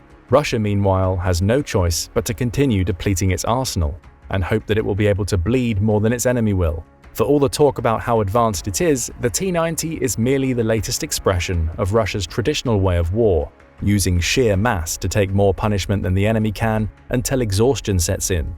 That was, after all, what the T-90 was designed to do, despite Russia's pretensions to the contrary when selling the tank abroad. The T-90 is far from one of the world's premier main battle tanks. It is instead set into a fixed, obsolete pattern, unable to adapt to the modern battlefield and ineffective against even armed rebels with adequate anti-tank equipment, let alone organized Western armies with top-of-the-line equipment. Russia may be able to win through attrition in Ukraine using these tanks as part of the program, but it will come at a high price for little gain, and the loss of much of its effective land power. The tank fleet has long been Russia's pride and joy, but in Ukraine, it's getting beaten at its own game, and will emerge with far less capability than it had before the invasion began. The T-90 had a lot of hype going into the conflict, but that was all. In the war's aftermath, no matter how it ends up, Russia will have far fewer main battle tanks to call on in any future conflict or to present an effective land deterrent. But what do you think about the T-90 and its results in Ukraine? Is there anything that Russia could have or still can do differently? Don't forget to let us know in the comments. Also, don't forget to subscribe and hit the like button for more military analysis from military experts. Here's something you've probably heard a lot of in the last few months. Russia is running out of tanks. But while this refrain was once something of a joke, now, more than half a year into the invasion of Ukraine, it looks like a new reality, and you won't believe how bad it's gotten. As of August 2023, the numbers are truly staggering. According to the General Staff of the Armed Forces of Ukraine, Russia has lost an estimated 4,330 tanks and 8,400 armored combat vehicles, not to mention over 250,000 soldiers. While these numbers are likely inflated to some degree, anything even close to these figures represents most of the country's pre-war supply of armor and will have long-lasting implications for both Russia and the international community. Similarly, a recent open-source investigation by Norwegian researcher Ragnar Gudmundsson shows that Russia is definitely relying on more and more older tanks. He found that in the first days of the full-scale invasion of Ukraine, 71% of the lost tanks accounted for vehicles modernized or produced in the Russian Federation, and just 29% were Soviet-era models. However, as of June 2023, it was a very different situation. 73% of lost Russian tanks originated from the Soviet Union, while only 27% were newer types. This strongly suggests that Russian tank supplies have reached a tipping point, where they can no longer be replaced. It could also change the dynamics of this grinding conflict, potentially signaling that the Russian war effort is finally running out of steam. So let's dive into how this happened and just what it means for the future of the war in Ukraine. Alright, let's circle back to Putin's ongoing battle to hang on to his tanks. And honestly, by now, there's no surprises here. This guy's lack of skill is starting to feel like an endless saga. Reports over the summer have confirmed that Russian tank losses are so heavy that the country has moved many of its ancient Soviet tanks out of storage. This includes the T-54 and T-55, which are more than 75 years old, and essentially obsolete in today's combat environments. Back when it made its battlefield debut, the T-55 was a highly effective tank, but it entered service just after the Second World War, soon becoming one of the most highly produced tanks ever, with an estimated 100,000 built over the next few decades. As a result, the T-55 played a role in just about every single conflict during the Cold War period, and frightened Western countries so much that they rushed to mass-produce their own battle tanks. It was also built to survive just about anything, with a massive 205mm of frontal turret armor and 120mm of slanted hull armor. This armor is so tough that the tank itself survived tests with a 15-kiloton nuclear explosion at only 300 meters away. The T-55 also has a 100mm gun, which was once a threat to anything in the NATO arsenal. But that was the 1950s. Today's modern tank systems make the T-55 look like junk, and there is little question which would prevail in a head-to-head battle. That's not to mention that T-55s also included a so-called jack-in-the-box flaw, which has doomed many of Russia's other Soviet-era tanks. Unlike modern battle tanks such as the German Leopard 2 or US M1 Abrams, which keep their shells away from the crew behind thick armored walls, older Soviet tanks store their ammunition in a carousel-style automatic loader sitting directly below the main turret and crew. A well-placed shot to their thin roof armor can ignite the ammunition and easily blow up the tank. As Professor Robert E. Hamilton of the US Army War College put it bluntly, for a Russian crew, if the ammo storage compartment is hit, everyone is dead. He adds that the force of the explosion will instantaneously vaporize anyone unlucky enough to be inside. So why has Russia been forced to rely on these death trap antiques, and what in the world happened to all its decent tanks? The short answer is that Ukraine happened. The long answer is that years of poor combat doctrine and failure to learn from past mistakes have made Ukraine's stunning success much easier than anyone predicted. Russia's initial offensive into the country last year was nothing short of a disaster, with endless strategic and tactical blunders, and ineffective approaches to modern urban and semi-urban combat.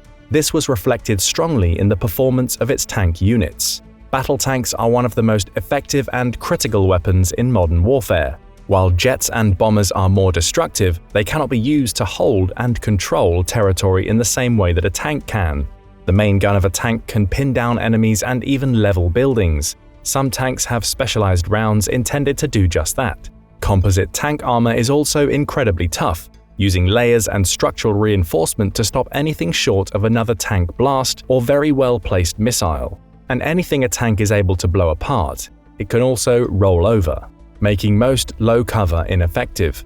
But for all their power, tanks can easily be stopped without proper support. Russia has continually failed to learn this lesson, which helps account for the abysmal performance of its tanks in Ukraine. And by taking advantage of this reality, Ukrainian defenders were able to pull off some of their most astonishing victories of the war. But while this has become obvious to most observers since February 2022, Russia's failure to properly utilize its tanks actually has quite an embarrassing history. For instance, during the First Chechen War of 1994 to 1996, Russia mobilized its enormous arsenal of Soviet tanks to try and crush the smaller and less equipped Chechen forces. But as Russian troops discovered all the way back then, superior numbers and equipment don't mean very much when executed badly.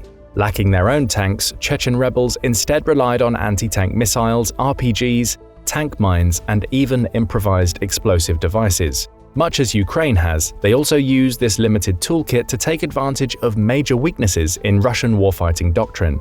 This doctrine relies on tanks leading the way of every ground assault, with infantry fighting vehicles behind providing close support. But the usefulness of infantry support is greatly diminished when troops are stuck inside vehicles, leaving them unable to detect ambushes or respond quickly.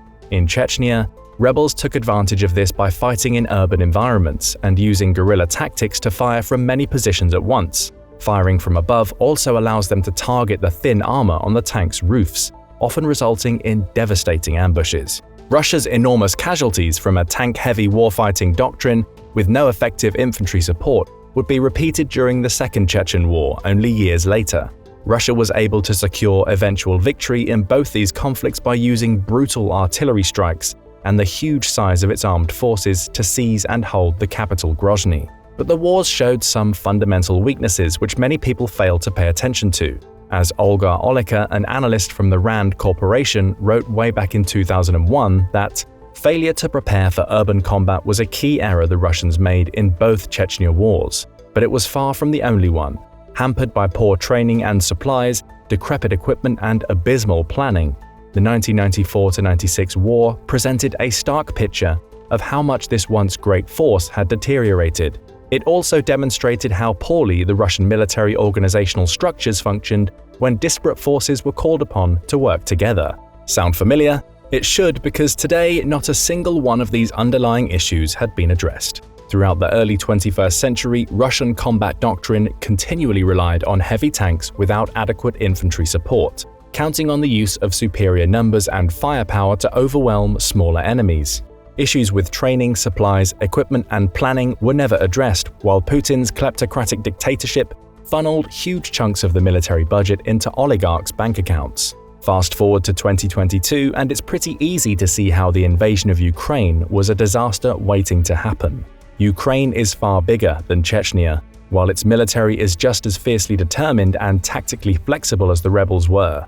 Ukrainian war planners also took advantage of the same weaknesses, drawing Russian forces into built-up urban areas where their tanks were highly vulnerable and unleashing extremely effective ambushes. This was obvious during the first weeks of the invasion, where Russian tank columns rolling into Kyiv were stopped in their tracks by Ukrainian ambushes.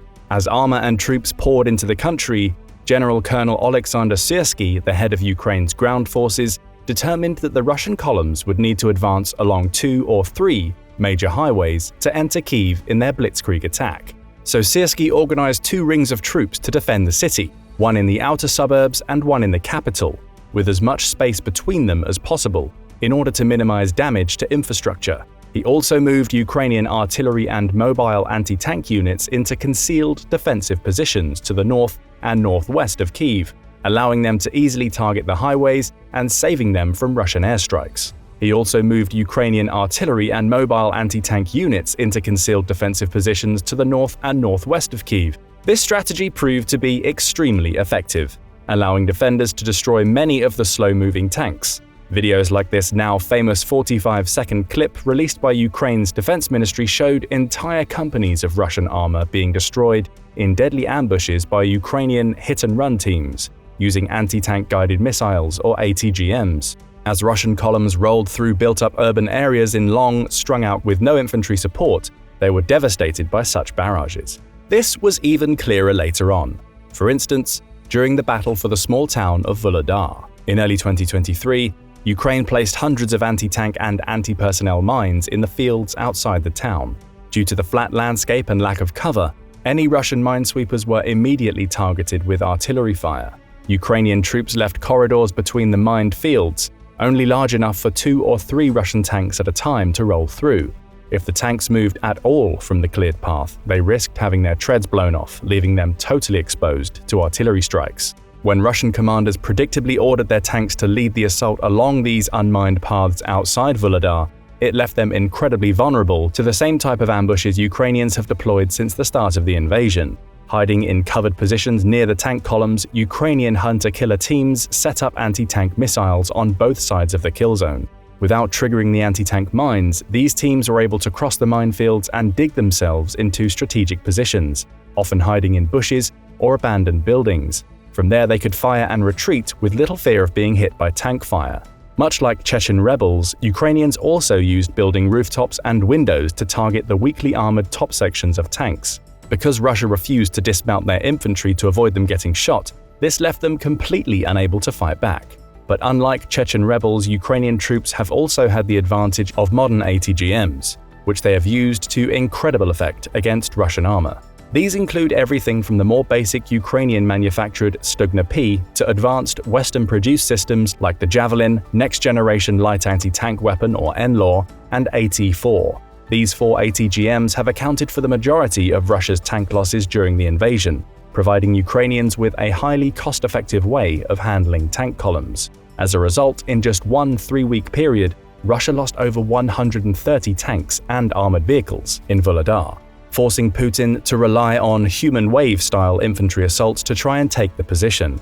And in other battles during the war, Russia did actually dismount its infantry troops, but poor training and equipment meant that they failed to properly scan the flanks. When the ambushes began, many Russian soldiers also panicked, leading to a breakdown in the chain of command and chaotic, disorganized retreats. Infantry fled and tried to find cover wherever possible. In some places, Russian soldiers were even rolled over by their own armor. Footage from a later battle at Vuhledar, shared on Telegram earlier this year, showed 2 Russian soldiers being dragged under a retreating tank, and a soldier covered in flames running from a tank shortly before it exploded. Complete disasters like this are only possible with badly trained troops, as one of the earliest lessons taught in any effective infantry academy is how to react to ambushes by rallying and pushing out of the kill zone. Because Russian infantry have failed to do so, it often hasn't even mattered that they have dismounted to support the tank units. Multiply this by a year and a half of fighting, and it's easy to see why Russia is pulling antiques like the T-55 out of storage and museums. Recent satellite imagery shows that an open-air depot in remote Buryatia in eastern Siberia has lost about 40% of all tanks and armored vehicles it had previously been housing. This is Russia's largest known tank depot, suggesting that others may be even more depleted. And with every passing month, the Russian military fields increasingly less capable tanks as they cannot replace their losses. International sanctions mean they cannot obtain the advanced parts necessary to build more modern armor, such as the T-90 or T-14 Armata. It's also unclear how many tanks Russia was able to produce even before the invasion. Some Russian sources say that one of its largest tank production plants was capable of pumping out 20 a month, with others claiming slightly less. The country also has 2 new plants under construction, but even so, its production cannot compare to the staggering losses of more than 150 a month in Ukraine. And anything actually coming off the line in Russia is now certainly not modern. Sanctions mean no modern electronics for targeting or specialized kits like thermal vision. They even affect things as basic as ball bearings, which are crucial to the production of modern vehicles. Before the war, Russia received some 55% of ball bearings from Europe, Canada, and the US. These deficiencies make producing anything more advanced than a T-80 essentially impossible, seriously diminishing the future potential of Russian armor as a whole. Unable to obtain modern parts, Russia has resorted to pushing tanks off the line with only gunners' sights, reducing the range of their guns by almost 1.5 miles. That type of distance seriously matters against something like a Leopard 2 or M1 Abrams. Russian tanks will essentially have to engage in close-quarters combat hoping that they can gain the element of surprise against superior Ukrainian firepower. Needless to say, this will result in even greater losses of armor and soldiers, creating a vicious cycle of decreased production and increased costs. Very few governments could sustain wartime production in such an environment, and Putin's government, as the last few years have shown us, is anything but effective or competent. This is especially true due to the economic strain and enormous costs imposed by the destruction of tanks and other materiel. During the first months of 2023, Russia blew through its entire defense budget for the year, and there are no indications that new sources of revenue are opening up. European price caps on Russian oil, import bans, and corruption and inefficiency in Russia's massive oil sector mean that this year it will be lucky to break even. This is a disaster for the country's wider economy, since the Russian oil and natural gas sector has historically been its most economically powerful, accounting for 20% of its pre-war GDP and 45% of its monthly budget. Adding to the economic pain is the fact that Russia is now taxing its domestic oil industry based on Brent crude prices, rather than its own energy prices, meaning energy companies in Russia are paying taxes on revenue that cannot even be generated. In the best case, this scenario will leave the country's oil market breaking even, meaning its funds cannot be used to subsidize the production of new tanks or any other military hardware. Long story short, there really is no effective path for Russia to keep its production of tanks going long term, all while its embarrassingly bad combat doctrine and lack of modern technology ensures that steep losses on the battlefield will continue. While Ukraine has far less capability to produce its own tanks, that won't matter nearly as much if it continues to receive aid from the West. NATO's Secretary General Jens Stoltenberg recently confirmed that more than 98% of the combat vehicles promised to Ukraine have already been delivered, and that means over 1,550 armored vehicles, 230 tanks and other equipment, including vast amounts of ammunition. In total, we have trained and equipped more than 9 new Ukrainian armored brigades. This will put Ukraine in a strong position to continue to retake occupied territory. Whether these are followed up by more tanks and armored infantry vehicles later this year or in 2024 likely depends on Ukraine's performance in its slowly ramping up counteroffensive, as well as continued international political support for Ukraine. There is little question that even the current supply of tanks will pose a massive challenge to Russia's ability to hold on to its occupied territory.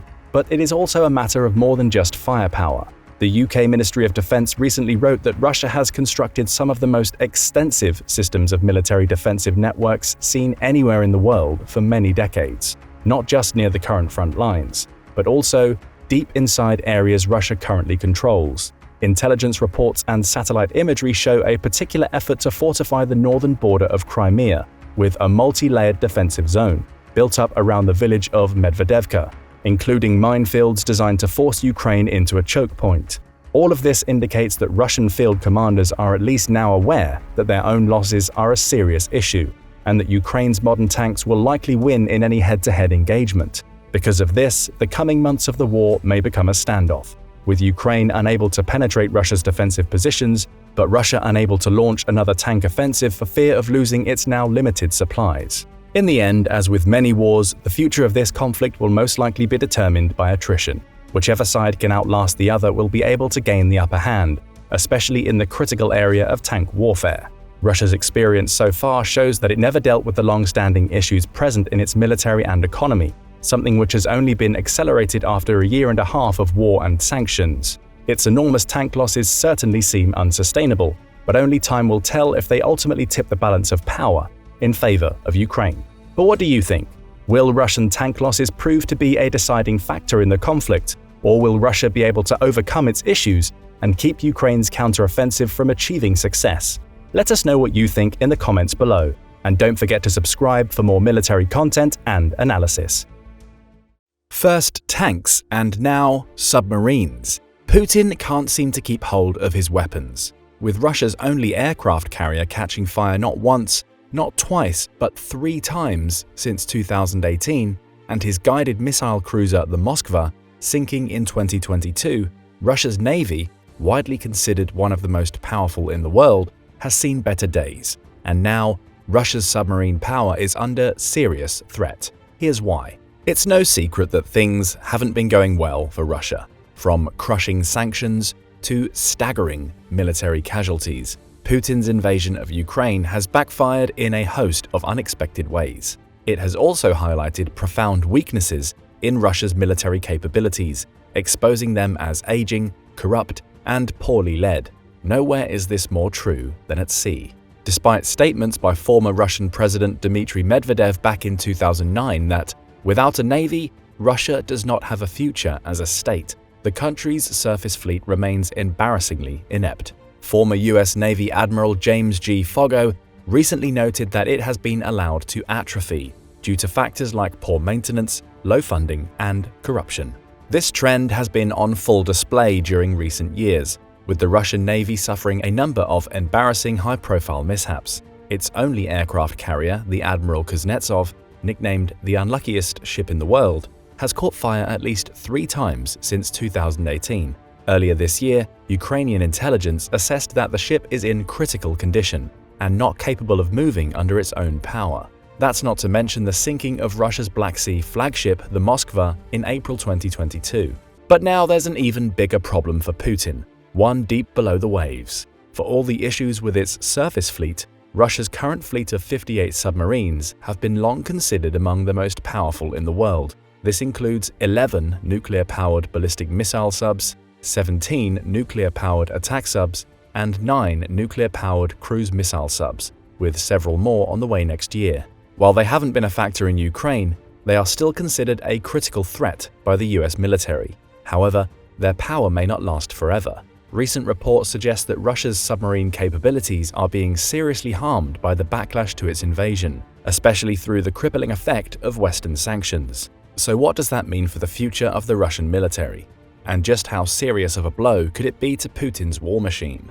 To understand just how critical Putin's submarine problem could be, we first need to take a quick look at some Russian naval history, which, funnily enough, is permeated with continuing and humiliating losses of fleets. But wait, there's a plot twist, and it occurs just after World War II.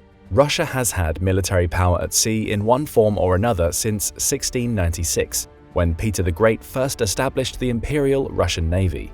Impressed by his visits to Western Europe, Peter realized that Russia could never be a true great power while remaining landlocked. By 1710, he had over 58 ships in his fleet, and despite some defeats, by Peter's death in 1725, Russia was the dominant sea power in the Baltic. During the reign of Catherine the Great, the empire's ambitions at sea had grown, establishing a new Black Sea fleet and annexing Crimea for the first time in 1783. By the time of her death in 1796, Russia possessed the world's largest navy after Britain.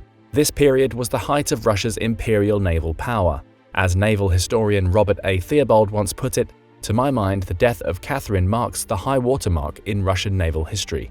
From this date to the end of the Imperial Navy, it was on a treadmill working hard but getting nowhere. This became obvious during the Crimean War of 1853 to 1856, where Russia suffered a stinging defeat to the combined forces of the Ottomans, France, and Britain. The shortcomings of the Imperial Navy were even more obvious by the time of the 1904–1905 Russo-Japanese War. But it gets worse. In response to Russian expansionism in the Far East, the newly industrialized Japanese military gave Russian Tsar Nicholas II a humiliating defeat at sea. The war marked Japan's emergence as a great power and contributed heavily to the First Russian Revolution of 1905. Following the Second Revolution in 1917, what remained of the old Imperial Navy came under control of the Soviet Union. And while Lenin and Stalin both aimed to rebuild a powerful Soviet Navy, it remained largely inept throughout both world wars and into the early 1950s. As Theobald described it in his well-known 1953 presentation at the US Naval War College, this is the history of a navy which has lost more complete fleets than any other navy in the world. It is the history of a navy which has never been more than second-rate, that has never been decisive in world history, and that has never developed a depth of tradition to compare with those of the Western navies. But this would change drastically only a few years after his assessment, mainly due to one factor: modern submarines. While Russia had some early submarines before World War II, the first modern Soviet ballistic missile submarines were completed in the late 1950s. These early Soviet models were diesel-electric and based on designs pioneered by the Germans, similar to the United States. However, by 1960, the Soviet Navy had launched its first nuclear-powered attack submarines, giving the USSR below-surface capabilities greater than perhaps any country except the US. Soon after, the Soviets also developed nuclear SSGN-class subs, running on nuclear power but designed to launch limited ballistic missile strikes against American aircraft carriers and other naval deployments. Over the next 3 decades, the Soviet Navy continued to build and maintain a large fleet of submarines, relying on them heavily to challenge America's greater military strength during the Cold War. Because the true names of Soviet subs were rarely known abroad, most are still referred to by NATO codenames, such as the Alpha-class nuclear subs. These use liquid metal-cooled reactor propulsion systems and titanium hulls, enabling them to move extremely fast, over 43 knots or 80 kilometers an hour, at an operational depth of 2,000 feet or 600 meters. Also important to Soviet deterrence and power projection were the Typhoon-class subs. The largest submarines ever built, Typhoons are over 563 feet or 172 meters long, have a beam of 81 feet or 25 meters, and can carry up to 20 Sturgeon nuclear-capable ballistic missiles. These were just a few of the many varieties of subs developed by the Soviet Navy, and the Soviets also continued heavily building diesel-electric models as well, such as the Kilo-class attack subs and others. The fleet was never able to make the switch to fully nuclear-powered, largely due to budgetary and technological constraints. However, by its peak in 1980, the USSR's submarine force had 480 boats, including 71 fast attack and 94 cruise and ballistic missile submarines. Even following the fall of the Soviet Union in 1991, this submarine fleet remained a major part of Russia's naval power. Dmitry Gorenberg of the Center for Naval Analyses has noted that during the post-Cold War period, Putin has focused on developing new submarine capabilities, while Russia has essentially lost the ability to construct new, advanced surface vessels. The most advanced of these submarine developments are the Yasen and updated Yasen M-class SSGNs. Developed in the 1990s and early 2000s, Rand Corporation researcher Edward Geist has described these as the crown jewel of the contemporary Russian Navy, and perhaps the pinnacle of present-day Russian military technology. And according to Admiral Foggo, one major advantage of the Yasen-class vessels is that they are very quiet, which is the most important thing in submarine warfare. They can also carry both Zircon hypersonic and long-range Caliber cruise missiles. Yet these deadly subs also come with a hefty price tag. The Severodvinsk, the first Yasen-class model, reportedly cost over $1.6 billion.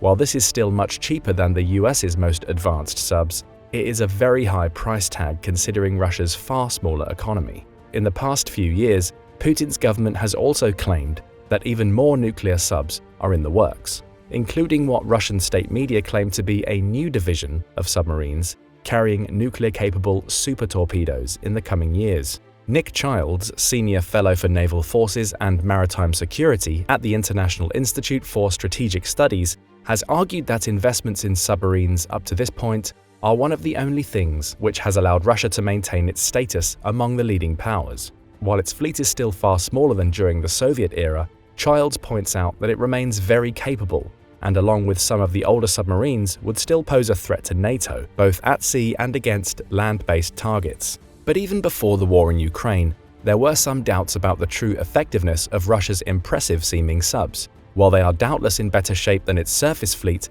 they have never been truly tested in combat. So how are Putin's submarine fleets faring in the Russo-Ukraine conflict? On land, the reckless nature of Russian military doctrine has been on full display in the invasion of Ukraine. But despite the enormous losses by Russia's ground forces, its navy has so far played a very limited role in the conflict. This includes its submarines, which have remained mostly as a nuclear deterrent and threat. The exception to this is Russia's Black Sea Fleet, where submarines off the coast of Sevastopol and Novorossiysk have been used to fire Caliber missiles into Ukraine. None of these subs have so far been damaged or destroyed, and there are still concerns that they could be used to counter NATO activity and control trade routes in the Black Sea. But the consequences of Putin's invasion have created a different kind of problem for the Russian Navy and its submarines. The crushing regime of Western sanctions imposed on Russia has begun to erode the country's ability to resupply and maintain its military industry. And in December of 2022, the US State Department added even more sanctions directly targeting Russia's naval power. These have already begun to work, cutting Russia off from the technology required in modern subs. As Admiral Foggo told Newsweek in an interview, "I think they have been severely crippled by these economic sanctions and by their own foolishness in the war in Ukraine. In particular, the maintenance of existing subs and development of new ones will become increasingly difficult since, when they don't have the raw materials, they can't sustain the industrial base. They don't have the manpower, because that manpower is going into fighting the war in Ukraine."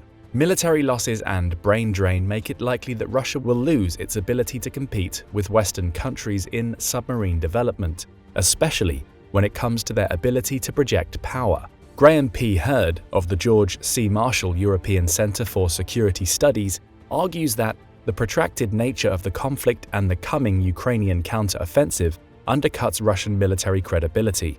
The repeated military failures in Ukraine have created growing pressure in Russia to project an image of strength through its submarines. In turn, this has incentivized the Russian Navy to take greater risks by using submarines which are not seaworthy and fast-tracking new weapon systems without proper testing. Hurd added that submarines are the most expensive ticket item in Russia's military budget and have no obvious utility in this war, so Russia compensates and projects power through acceptance of greater risk.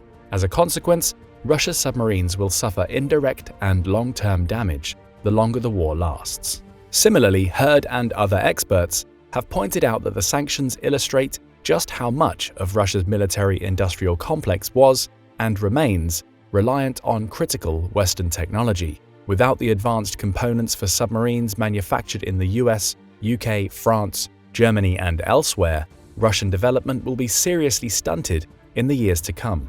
And there are almost no alternatives to the technology which sanctions have cut Russia off from.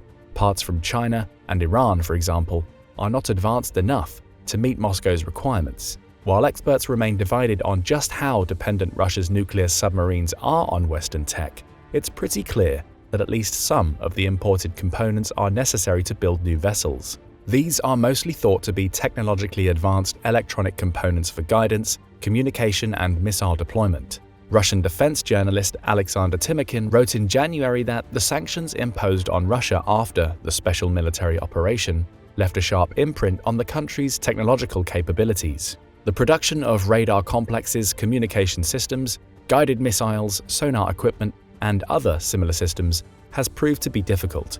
As a consequence, these restrictions could make it nearly impossible to build Yasen and Yasen M-class subs and other highly capable boats. Childs from the International Institute for Strategic Studies points out that this trajectory is already visible, as while the newest Russian submarines are very capable, Russia's inefficient shipbuilding industry has struggled to deliver them on time and in significant numbers. Like other experts, he agrees that Russia's construction shortfalls will accelerate in the coming months and years, since this could well be exacerbated by the increased demands on other sectors of the defense industry as a result of the war, as well as from the impact of sanctions on certain key components. So what do these deficiencies mean for Putin's ambitions and the future of the Russian military? Well, experts have outlined two main possible scenarios for the future of Russia's submarine fleet. One possibility is that as military resource constraints continue to grow, it will lead to prioritization of the elements which have been most impacted, especially ground forces. As of May 2023, Russia has lost nearly 200,000 soldiers, a truly staggering figure for a modern military. In turn, as one analyst put it, that will inevitably lead to cuts, or limits at least, in shipbuilding in the future. The other possibility is that Russia will be forced to funnel more investment into submarines due to their relative importance and strategic value. This will mean less and less resources for replenishing ground troops and equipment, which are both cheaper and more expendable. But even if Putin opts for the second scenario, any money spent now is likely to have a delayed impact. Past investments in submarine development and maintenance will carry the Russian fleet for at least a few more years to come, but within 5 to 10 years, it could be a very different picture. Just based on the size and current capabilities of Russian submarines, it will likely remain one of the world's most powerful fleets for the next decade. But after that, things are far more uncertain.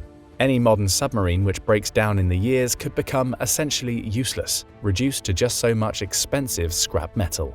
However Putin attempts to manage his growing economic constraints, the main role of Russian submarines will probably remain as a nuclear deterrent. And there are also some indications that Putin has already realized just how spread thin his resources really are. In March, Russia's Pacific Fleet underwent a series of military drills which were described as a surprise inspection of more than a dozen submarines, potentially signaling a lack of faith by the Kremlin in the readiness or maintenance of the fleet. Readouts from the Kremlin show that Putin recently told Defense Minister Sergei Shoigu that while Russia's priorities remain the war in Ukraine, still, the objective to develop the Navy, including in the Pacific Theater of Operations, remains relevant. Adding that, it is clear that some of the fleet's assets can be used in conflicts elsewhere. This indicates both that Putin does not believe submarines can make much of a difference in Ukraine, and that they remain most useful as a nuclear deterrent. As Russia's submarines begin to break down in the coming years, with no easy way to maintain them or build new state-of-the-art models, the country will also become less able to project power in this way. This will almost certainly happen, regardless of where the Kremlin prioritizes resources, especially since casualties in Ukraine show no sign of slowing down. As losses climb higher and higher, and as sanctions continue their squeeze, it may also provoke Putin into even more aggressive and reckless strategies. In fact, there is evidence that this is already taking place. In the past few months, Russia has deployed submarines in increasingly threatening positions. As Michael Peterson, the director of the Russia Maritime Studies Institute, told Newsweek, "We have indications that nuclear-powered submarines have been deploying off the coast of the United States and into the Mediterranean and elsewhere along Europe periphery, in ways that mirror Soviet-style submarine deployments in the Cold War."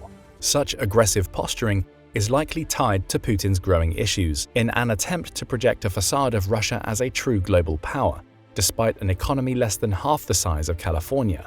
This weakness is also reflected in overly optimistic predictions for its military-industrial complex.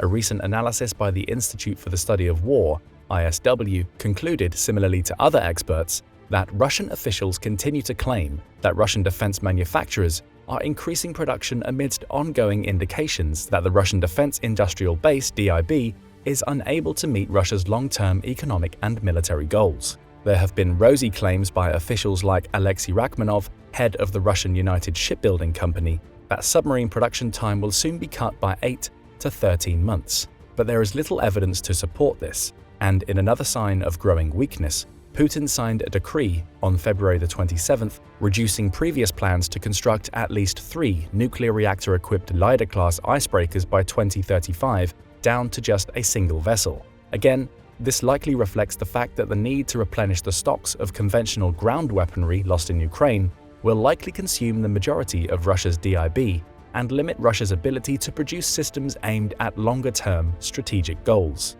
This includes both nuclear icebreakers and submarines, indicating that Russia's resources are spread much thinner than Putin would like the world to believe. So, to sum up, despite the claims by the Kremlin, there are strong signs that Russia's disastrous strategy in Ukraine has backfired even more than we know. The squeeze of Western sanctions now threatens to render even the deadly Russian submarine fleet obsolete. The longer the war goes on and the more isolated Russia becomes, the harder it will be to obtain the advanced components needed for these vessels. This will continue to erode the country's industrial base, possibly crippling all long-term defense production. And because Russian losses in Ukraine are so heavy, Putin also faces a crisis of credibility and growing pressure to project a facade of power. This has already led to reckless, aggressive posturing by Russian subs and a willingness to use vessels which are not even seaworthy, a problem which seems likely to increase. Because the Russian Navy has historically been so reliant on them to project power, there is little question that the stagnation of its submarine fleet will be a serious blow in the coming years. But what do you think? Will sanctions and battlefield losses eventually doom Russia's submarine fleet? Or can Putin find a way around these issues and keep Russia as a great power? Let us know what you think in the comments section below. And don't forget to subscribe for more military content and analysis. As if losing tanks by the dozens and terrified conscripts by the hundreds on a daily level wasn't bad enough, Putin has now been betrayed by one of his own. and you won't believe this guy's getaway story and what he revealed about the maniacal Russian dictator. Here's the thing, when you're fighting a war, information is everything. The more you know, the more effective you'll be on the battlefield. And if you're looking for an edge over your enemy, the best intelligence often comes from the source you least expect. One such example hit global newsrooms just recently when a high-ranking defector from Vladimir Putin's inner circle decided enough was enough and escaped to the West. How did he do it? Why did he do it? And most importantly, what did he reveal about Putin the leader and the state of his forces in Ukraine? Join us today and find out. In mid-October 2022, Gleb Karakulov, a member of Putin's elite personal security service, concocted a daring plan. A graduate of Russia's Mezhaysky Military Space Academy, he had risen through the ranks of Russia's Federal Guard Service, becoming a captain and engineer in the Presidential Communications Directorate. Impressive technical skills rewarded Gleb with important jobs. Among them, he became responsible for arranging and providing secure encrypted communications to and from Putin's presidential and the Prime Minister's office on their foreign visits. This role exposed Gleb to a flood of classified information, as well as the routine and private affairs of Putin's inner circle. Let's put it this way, Gleb found himself smack in the middle of information central, and it was a prestigious, important job, but one that soon began to grate against his moral compass. For Gleb, the February 2022 invasion changed everything. By late 2022, Putin's ruthless tactics, Russia's changing fortunes, and the criminality demonstrated by average Russian soldiers in their deployments to Ukraine caused many Russians to begin quietly opposing the war. Gleb himself never participated specifically in Russia's military activities, but racked by internal guilt and aware he was implicitly supporting an authoritarian regime bent on executing its leaders' criminal orders, he found himself among this group disillusioned by the brainwashing propaganda and hypocrisy at every level of society. What this guy did next took no small amount of courage. Just 2 years from retirement from the FSB, Gleb made a monumental decision. He decided he wanted out. "I could no longer make compromises with myself," he later told interviewers. "I couldn't remain in the service of this president. I consider him a war criminal. Even though I am not directly involved in this war, it's no longer possible for me to carry out his criminal orders or stay in his service." It wasn't only Putin's behavior that put Gleb off. During his travels in the initial phases of the war, Gleb noted how casually his FGS colleagues talked about the bloodshed and devastation Russian soldiers were inflicting on Ukraine. According to Gleb, they would savor every detail of what was happening in the war, even taking pleasure in these discussions. "I can't describe how disgusting and unpleasant it was," he continued. "I don't know, I had this feeling of total disgust. I decided to quit." "We get it, Gleb, and we're with you on this." His decision coincided with Putin's September mobilization order that raised a new wave of Russian conscripts for frontline service in Ukraine. This posed a major problem for Gleb. He could terminate his contract, but if he left the service, he knew under the mobilization he would immediately become a reserve officer, consigned to the front after his discharge. He would not be party to a criminal war, on or behind the front lines. It was as simple as that. So with his decision made, what would he do next? The problem was picking the right moment. Gleb had an incredibly important job.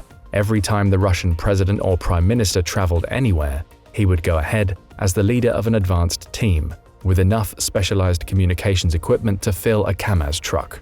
Over 13 years, Gleb made more than 180 trips, each ensuring Russia's political elite could safely communicate with their colleagues from anywhere in the world. Because of his routine travels, he decided the best time to escape would be when he was far from the Russian metropole, at least far enough to be near somewhere with an airport that could get him into a pro-Western country. But he had to pace himself. Timing was everything. In October 2022, the opportunity finally presented itself. Here's how he pulled it off, and it's genius.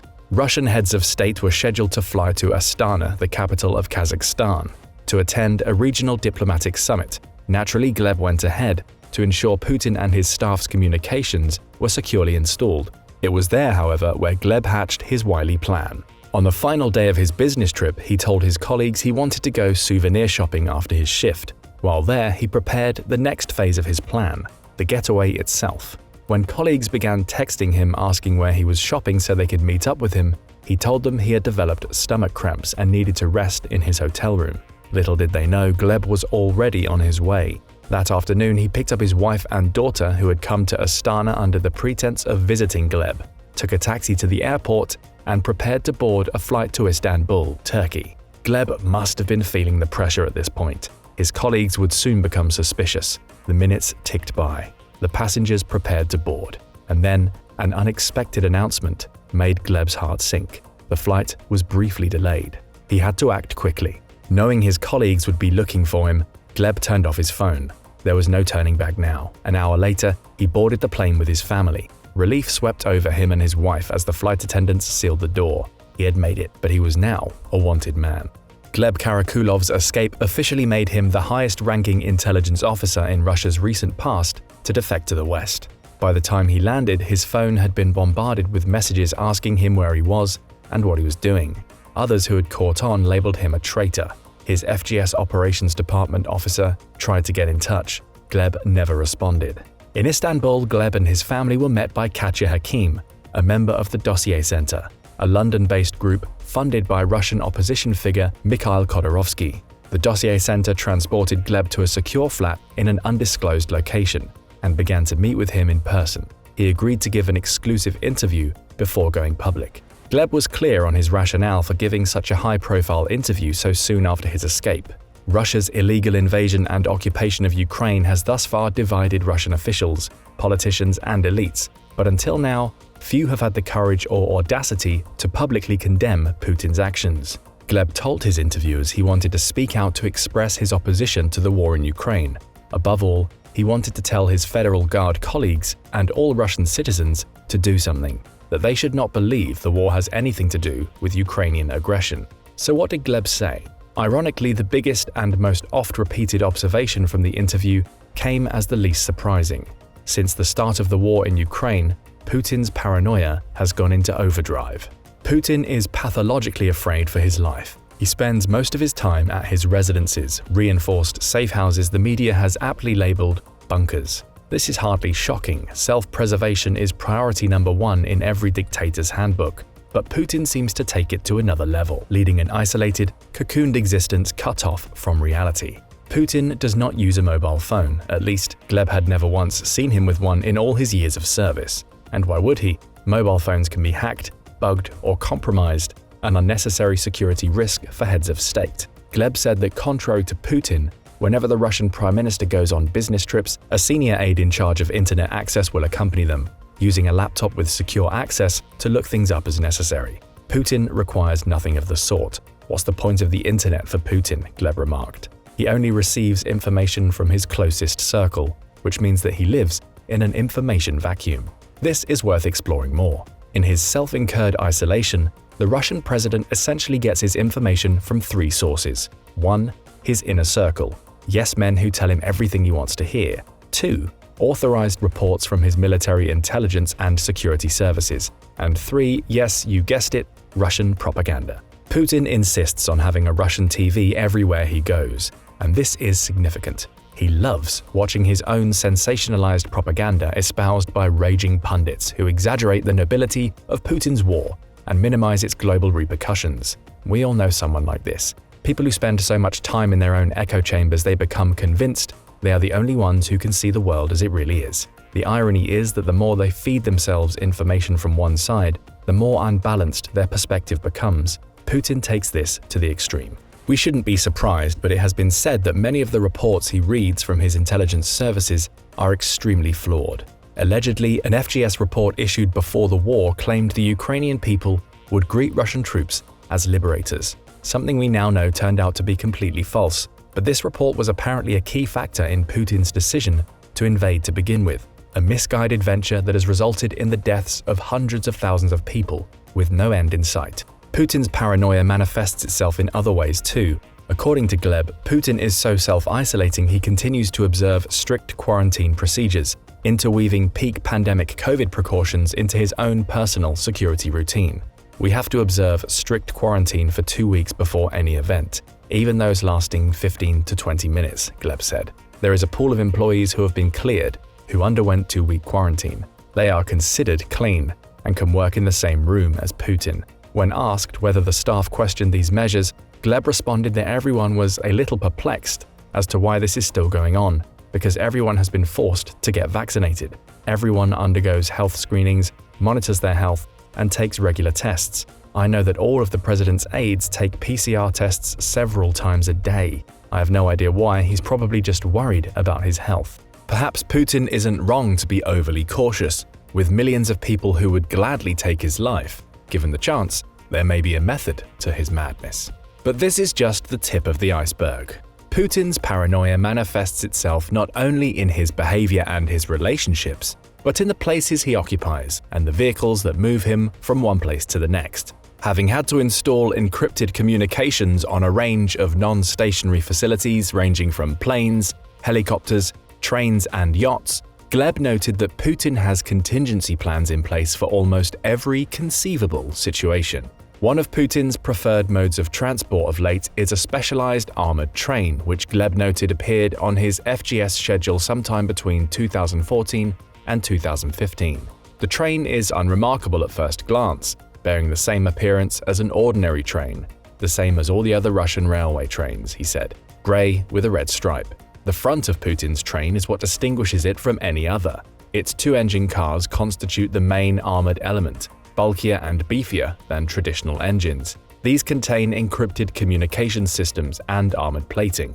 Putin frequently uses the train for travel, but it enables him to hide in plain sight. Planes show up on certain services and networks, whereas a train, how many of these grey trains are there?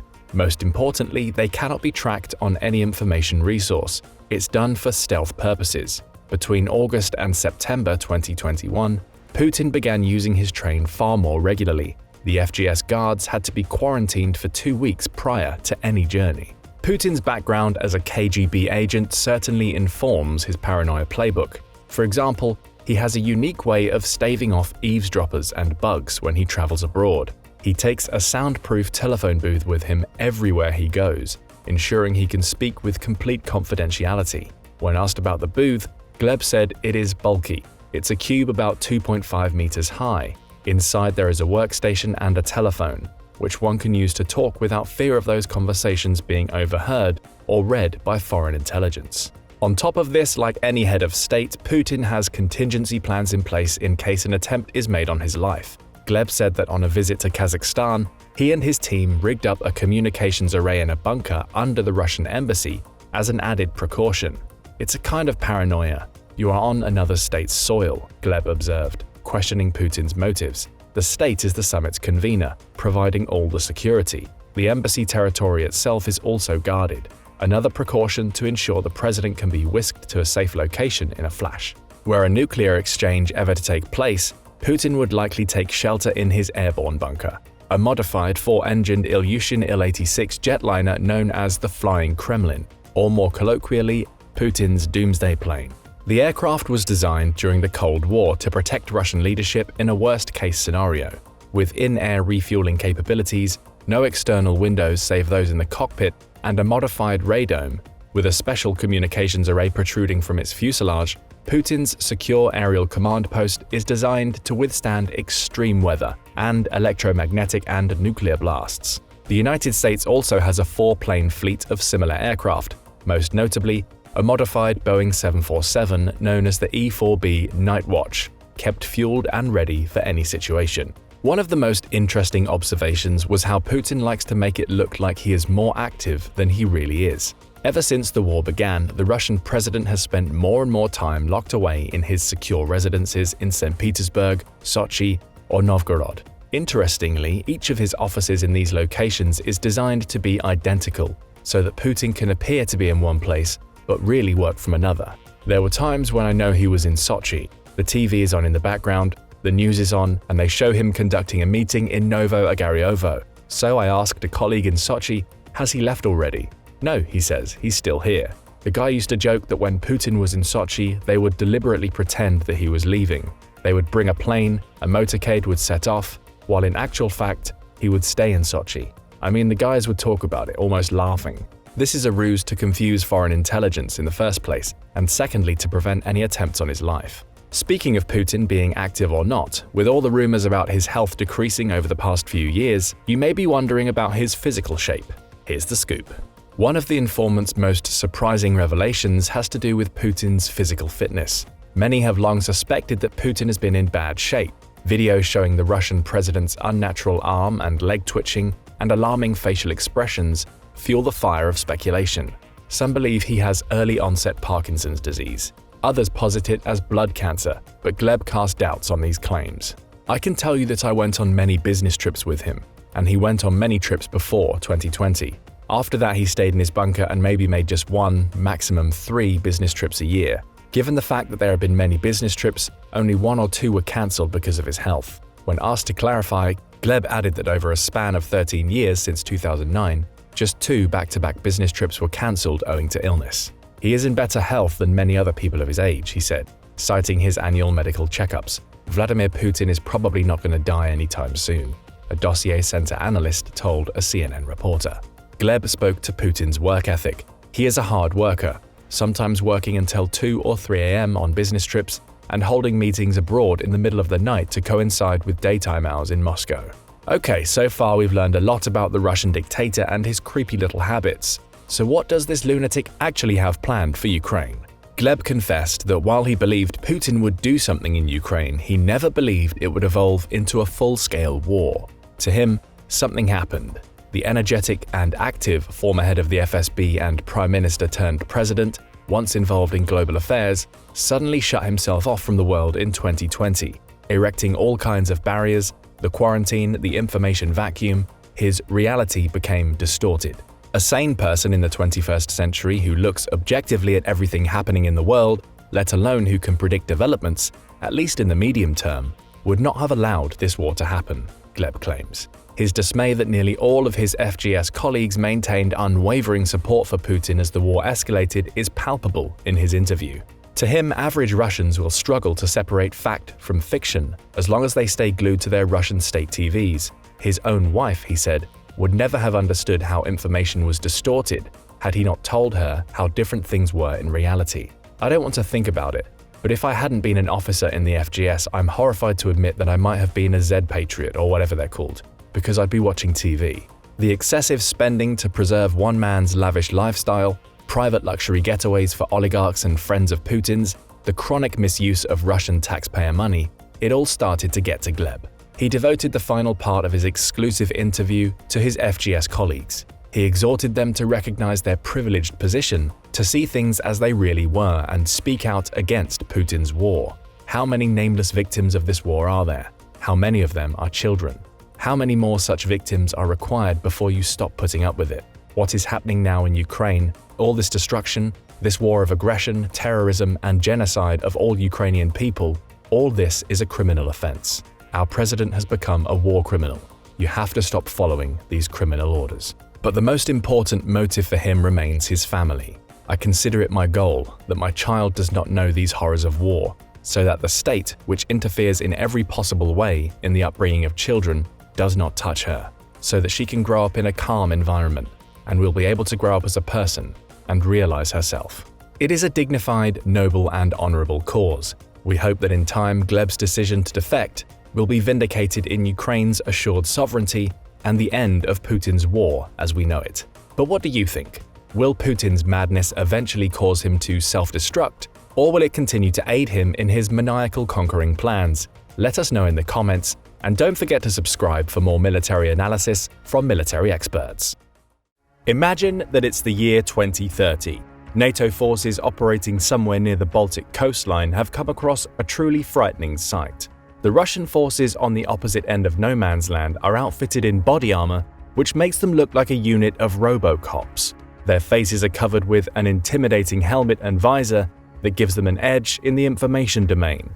Their chests and all of their extremities are protected by overlapping bullet-resistant plates.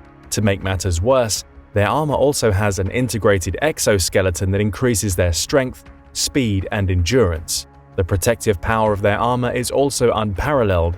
Even 50 caliber Browning machine gun rounds don't have enough stopping power to put these guys down. What's a NATO unit to do in the face of such fearsome enemies? Well, not much, because this scenario is likely to be as imaginary as anything that Hollywood can produce. Meet the Sotnik, Russia's next-generation body armor that worried defense officials and military experts when it was unveiled. If it works as advertised, there is reason indeed to be worried, but it probably won't. And there is a long history of Russian body armor failures to believe that it won't.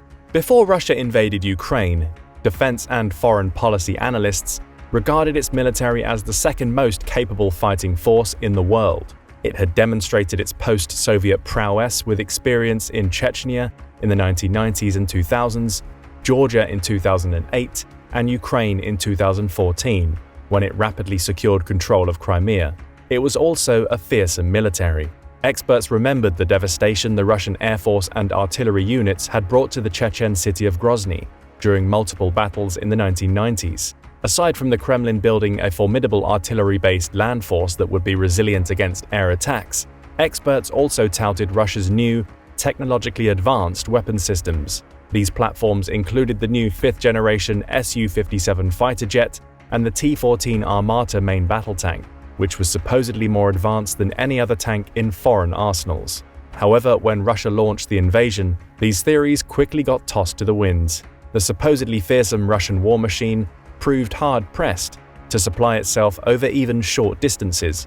The T-14 and Su-57 were almost nowhere to be seen, and Russian soldiers found themselves bogged down in a costly war of attrition, suffering from poor command doctrine and Western weapons like the Javelin and HIMARS, which proved so devastating to their supposedly latest and greatest gear. Even the venerable Patriot air defense system, which first came online in the 1980s, was able to knock one of Russia's ultra-modern Kinzhal hypersonic missiles, which Vladimir Putin had once touted as invincible, out of the sky. Now the Russian military is boasting about its next-generation body armor, the Sotnik. If it delivers as promised, it will protect its wearer better than any other body armor system in the world, but like most Russian boasting, there's a lot of hype about the Sotnik and not a whole lot of facts. Since 2016, Russian troops have worn the Ratnik II body armor system, accompanied by the 6B45 helmet.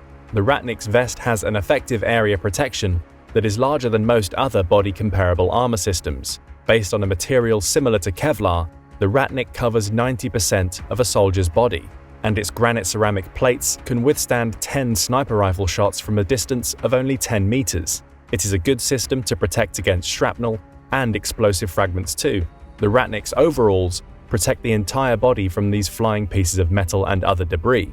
Ratnik II takes care to protect the groin and extremities like the hands. The 6B45 helmet, meanwhile, covers an area of 30 square decimeters with effective protection. Despite this, the helmet remains light at only 1 kilogram, which means that Russian military personnel can attach various instruments to it without adding undue strain on their necks. Such equipment includes thermal and night vision binoculars, flashlights, and a communication system with specialized headphones. Perhaps most impressively, the Ratnik II body armor has an electromagnetic camouflage system that shields its wearer from infrared sensors. The armor weighs between 40 and 50 pounds, but some of the weight is relieved by a passive carbon fiber exoskeleton.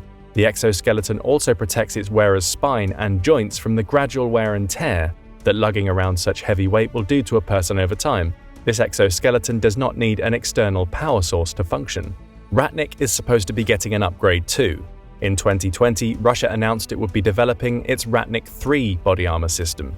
This version would include an integrated exoskeleton, a helmet visor-mounted target designation system, stealth fabric, anti-mine boots, a vision system via electric goggles that would allow soldiers to link up with the camera views of small drones and see tactical orders or maps of the broader area, and an anti-thermal and anti-radar camouflage suit. The integrated exoskeleton for the Ratnik III was getting an upgrade as well. It was reportedly designed to comfortably haul weights of up to 132 pounds during combat operations. In 2021, American military planners were nervous about these developments. There was the feeling that the United States was lagging behind on body armor and exoskeleton systems for its soldiers and Marines. The revelation of Sotnik made American defense officials and think tanks even more nervous. Now they know better. Unfortunately for Russia, much of the hype about the Ratnik was a bunch of boasts, as we've come to expect by now. In 2017, the Russian army said it had received 200,000 sets of Ratnik II body armor. The following year, the Russian Ministry of Defense said it expected that all of its military personnel would be equipped with the Ratnik II by 2020. But 2020 came and went, and the Russian military failed in its goal. The invasion of Ukraine proved as such. Instead of getting standard-issue gear, Russian troops fighting in Ukraine, even those in the regular army at the start of the invasion, have had to make do with what body armor they could get. Most of the Ratnik's claims failed to materialize on the battlefield. Complaints about body armor and helmet malfunction have been frequent in the Russian ranks throughout the course of the war. Instead of the new Ratnik, some of the luckier Russian troops have been seen wearing older 6B23 body armor in Ukraine. This armor can be protective against indirect impacts like shrapnel or shell fragments, but lacks the ability to adequately defend its wearer from direct ballistic hits. Even if the enemy gunshots fail to penetrate the 6B23, the armor cannot easily disperse the energy the impacting bullets transfer to the human body. Broken bones and internal trauma were frequently reported among those who wore 6B23 body armor and suffered combat-related injuries. These shortcomings are what prompted the Kremlin to replace the 6B23 with the Ratnik family of armors in the first place. However, complete Ratnik armors were few and far between on the battlefields of Ukraine. What happened? Typical corruption within the Russian military's ranks has proven part of its body armor failures. In 2021, a Russian captain and ensign were convicted of stealing 56 sets of body armor and selling them online. The captain got a sentence of 6 years and the ensign got 7 years. Both of them are currently serving time in a penal colony. These two may have been made an example of, but they were hardly the only ones. It's common for officers in the Russian military to sell off top-of-the-line gear to line their own pockets, and then issue Cold War-era equipment to the soldiers under their command instead. The Russian military's body armor problems got much worse when Vladimir Putin announced partial mobilization in the fall of 2022, as Ukraine was pushing his forces back in Kharkiv and Kherson, and he desperately needed additional manpower. According to defense intelligence officials in the UK, the conscripts Russia mobilized in late 2022 often had no choice but to buy their own body armor because Russian armories were short. Many of the armor kits that these people and their families wound up buying turned out to be fake too. Those lucky enough to get their hands on real Ratnik armor often wound up becoming victims of theft, as poorly equipped Russian regular troops at the front simply stole it from them. The demand led to a boom in the price of any kind of body armor that even looked real on Russian e-commerce sites. Body armor, and we use that term loosely in this context, can now fetch up to $650 a piece online in Russia.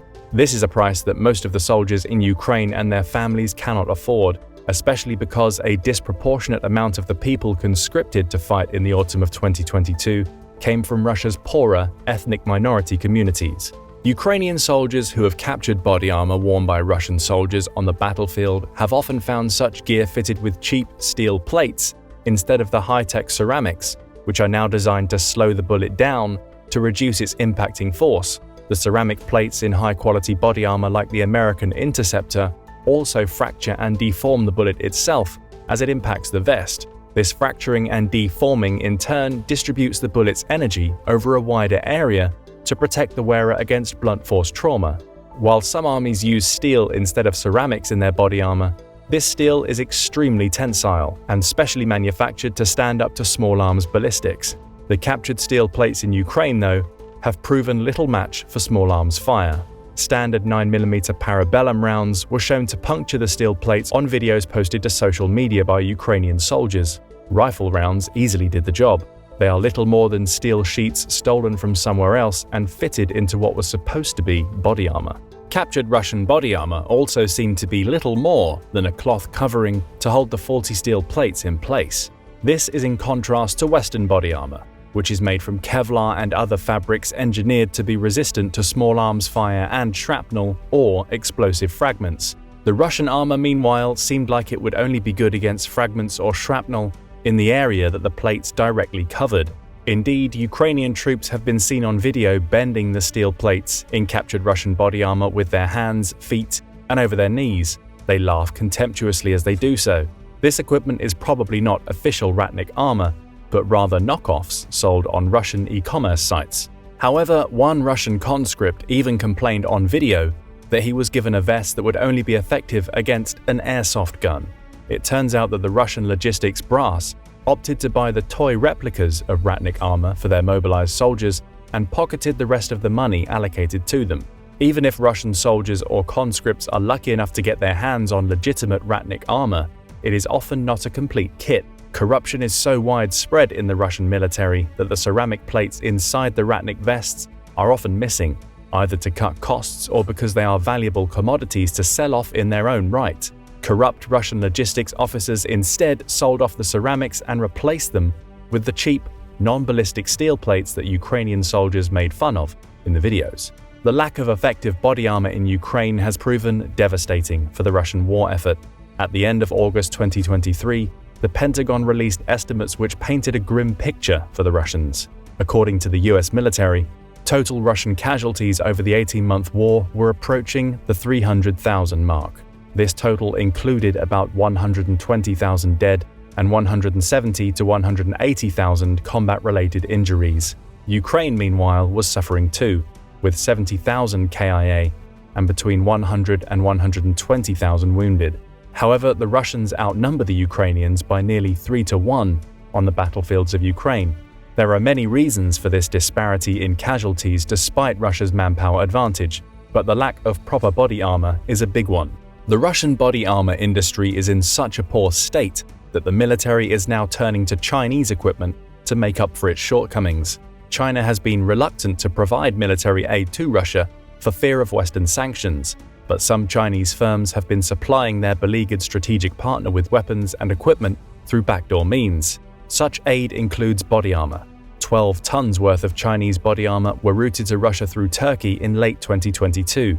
The body armor came from companies such as Xinjiang Guangzhou Import and Export Company.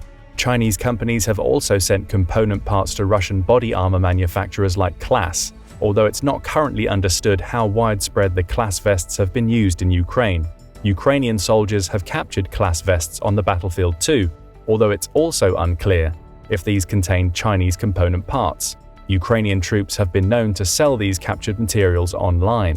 Chinese body armor has been tested by American defense officials. This type of body armor uses aramid fibers, which are the same kind of fibers found in the familiar Kevlar vests used in the United States and other Western militaries.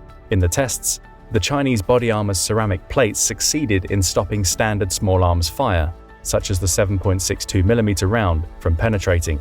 However, the plates showed significant deformation. The deformation indicates that soldiers wearing this armor would suffer from blunt force trauma if struck by enemy fire, because the energy would not be dispersed over a wide enough area. If Russian troops are looking to this equipment to save them, they will probably wind up being disappointed. So as with many other aspects of its military, Russian body armor looks great on parade grounds and in the Kremlin's information networks. On the battlefield, not so much, and the results in Ukraine show it. For Russia, anything that can go wrong does seem to go wrong, thanks to institutional incompetence on every conceivable level. Now Russia has plans for its next-generation body armor, the Sotnik system, which the Kremlin says will come online in 2025, replacing the Ratnik family of armors. The armor was unveiled in early 2021, about a year before the invasion of Ukraine. The armor developed by Russia's State Rostec Corporation would be the most advanced and protective body armor in the world, if it works as advertised. But what have we come to learn about Russia's military's claims by now? According to Rostec, the Sotnik armor would be capable of protecting its wearer against small arms fire and even a direct hit from the 50 caliber Browning machine gun round, which can pierce lightly armored vehicles at a range of 2 kilometers. To protect against the shock of incoming rounds like the .50 BMG, which can transfer more than enough energy to kill, even if the bullet does not penetrate the body, the Sotnik armor will be made from ultra-high molecular weight polythene fibers. These fibers will be designed to not restrict a soldier's movement, even with the added protection. This principle works in theory because polythene is a plastic and plastic is light. But this raises a question: how can a plastic protect you against gunfire, let alone a 50 caliber round? As you would expect, plastics melt at high enough temperatures, including the heat a bullet makes as it transfers its energy to a target. The melting fibers adhere to the bullet and slow it down, allowing the other parts of the armor to stop it from penetrating and transfer its energy over a broader area. Because of its heavy use of plastics, the total weight of a set of Sotnik armor will supposedly be reduced by 20 pounds from the Ratnik family of armors. All in all, a set of Sotnik body armor will weigh around 44 pounds, according to Rostec. And as if all the cutting-edge technology wasn't enough, Rostec says it will develop an active titanium exoskeleton to integrate with the armor in the future. Rostec is researching power sources for how this feature would work. As early as 2021, however, there were some military and engineering experts who were skeptical about Russian claims. Since ancient times, armor has always been a compromise between protection and mobility. Too much protection leaves a wearer immobile. It's why some units from then to now chose not to wear any body armor at all. For them, mobility was their best protection. Other units preferred to fight with heavier armor because they did not expect to need a lot of mobility. The latest question in this age-old compromise is, can polythene armor capable of stopping a 50 caliber machine gun round be made lightweight enough for a soldier to actually be able to wear it and not be immobile? According to a 2021 analysis in Popular Mechanics, the answer was not promising. For comparison, a standard 7.62mm bullet transfers 1,878 pounds of force on its target. A 50 caliber Browning machine gun round is over 4 times that, at 11,070. To put that into perspective, this weight would be the same as if a 5-ton truck were sitting on your chest.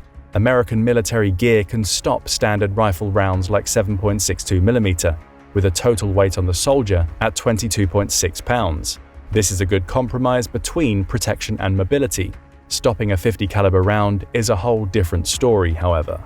That would take 1.25 inches of AR-500 grade steel plate, but this type of steel is far too heavy to comfortably wear. It would make a modern soldier the equivalent of a caricatured version of a medieval knight wearing armor that was too heavy to move around in. The amount of polythene plastic that would be needed to stop a 50 caliber round, even accounting for greater efficiency, would almost certainly be impossible to wear on the battlefield and remain mobile. Popular Mechanics mentioned that Russia could try to compensate for this reality by adding titanium plating to the ensemble of a far more realistic amount of polythene. Since titanium is lighter and stronger than steel, the idea seems feasible. There is also precedent for it. Armorers in the Soviet Union made body armor with titanium components during the Cold War. However, even with this modification, stopping a 50 caliber round and leaving a soldier mobile enough to move around would be very difficult. The verdict about the idea of body armor reliably stopping 50 caliber rounds? Feasible, but don't put your money on it. It's also worth mentioning that 50 caliber machine gun rounds can easily punch holes in cinder block walls. Even if the body armor does stop penetration, dispersing over 11,000 pounds of force safely around the human body would be difficult.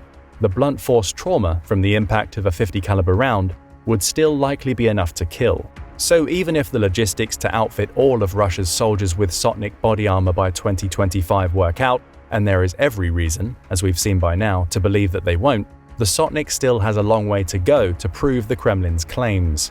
If we have not learned to doubt those by now, we have not learned anything from the 18-month war in Ukraine. But what do you think about Russia's next-generation Sotnik body armor? Does it even have a chance of living up to the claims the Kremlin makes of it? Let us know in the comments. Also, don't forget to hit the like button and subscribe for more military analysis from military experts. As of June 2023, Russian tank losses have exceeded a whopping 4,000 since the beginning of the war in Ukraine. That is a lot of tanks, and Putin's troubles don't end there. Russia will have a manpower shortage very soon unless Putin orders another wave of mobilization. But Ukrainian losses have not been insignificant either. So far, Ukraine has managed to constantly mobilize their soldiers and replace their losses. But how long before they start running out of manpower too? Will Putin run out of troops before Ukraine does? Let's hear what our military experts have to say. In February 2023, word got out that a treasure trove of classified US documents had been leaked across the popular social media platform Discord.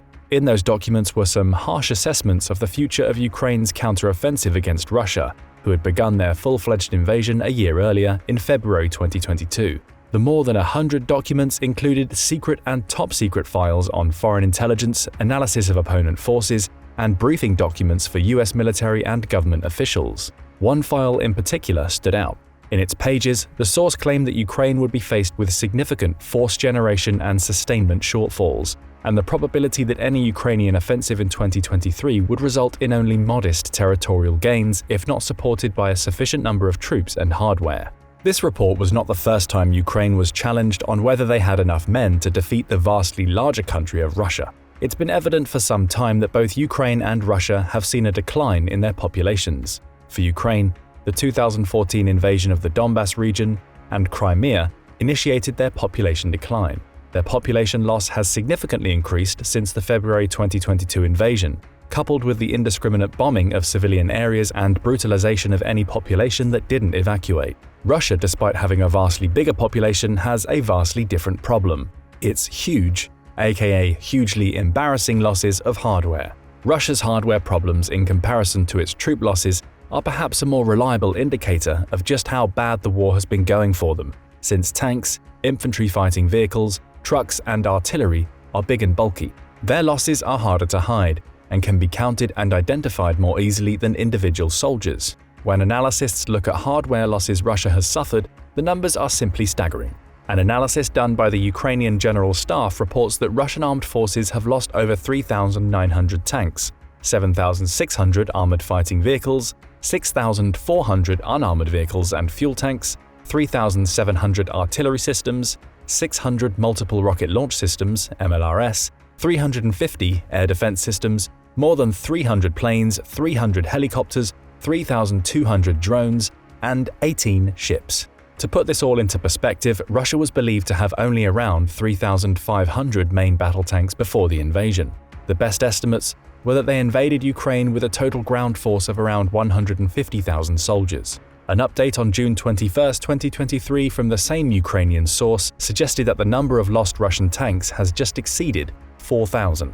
While the estimate from Ukraine might be biased, those from neutral open source group Oryx are not. They count only those weapon systems for which they can prove beyond a shadow of doubt that they were destroyed or captured, and document each and every loss in their figures. They report as of June 13, 2023, Russia has lost at a minimum 2,070 tanks, 894 armored fighting vehicles, 2,454 infantry fighting vehicles, 318 armored personnel carriers, and thousands more mine-resistant vehicles, transports, mobile artillery, air defense systems, and various intelligence, supply, and command vehicles. Since Oryx only includes confirmed losses, even they admit Russia's real losses are much higher. There are several indications of how bad Russian material losses are. One of the most glaring is that Russia has been transporting 70- and 80-year-old tanks from storage yards and even museums and sending them by rail to the front. One such relic was a T-54-55 that was packed with around 6 tons of explosives and sent trundling to the Ukrainian front lines, though it was blown up before it could reach them. That tank was built a few years after the end of World War II. Others just like it have been photographed heading towards the front lines from all over Russia. Another surprising display occurred during the 2023 May Day parade through Red Square in Moscow. Normally, this was the yearly event when the supposedly mighty Russian military would parade its newest and most powerful military vehicles, from tanks, IFVs, and multiple launch rocket systems to portable ballistic missiles, all of them overflown by frontline fighters and strategic bombers. But this year, the world received a surprise, when only a single World War II-era T-34 tank trundled through the parade. President Vladimir Putin was mocked around the world for such a weak display of supposed Russian military might. So it's pretty clear at this point that Russia is indeed running out of tanks, but does it have enough troops to defend its own cities? Even more embarrassing for Putin was the abortive March for Justice that his one-time chef and military oligarch Yevgeny Prigozhin launched for a brief 24-hour period from June 23rd through 24th. Prigozhin's private military company, the Wagner Group, was able to capture the major city of Rostov-on-Don without firing a shot, and weren't met with any substantial ground opposition until they were within 125 miles of Moscow itself. The only thing that apparently stopped Prigozhin and Wagner was the failure of a popular uprising to join him. He certainly wasn't stopped by any military units. Most analysts believe that's because the vast majority of Russian military strength is all in Ukraine.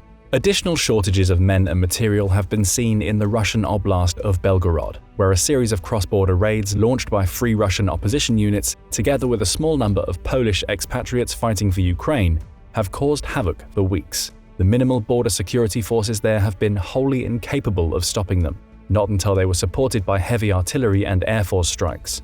Some reports say that the Russian defense units didn't even have weapons or ammo, since according to Russian law it was illegal for them to carry firearms. What about the regular troops?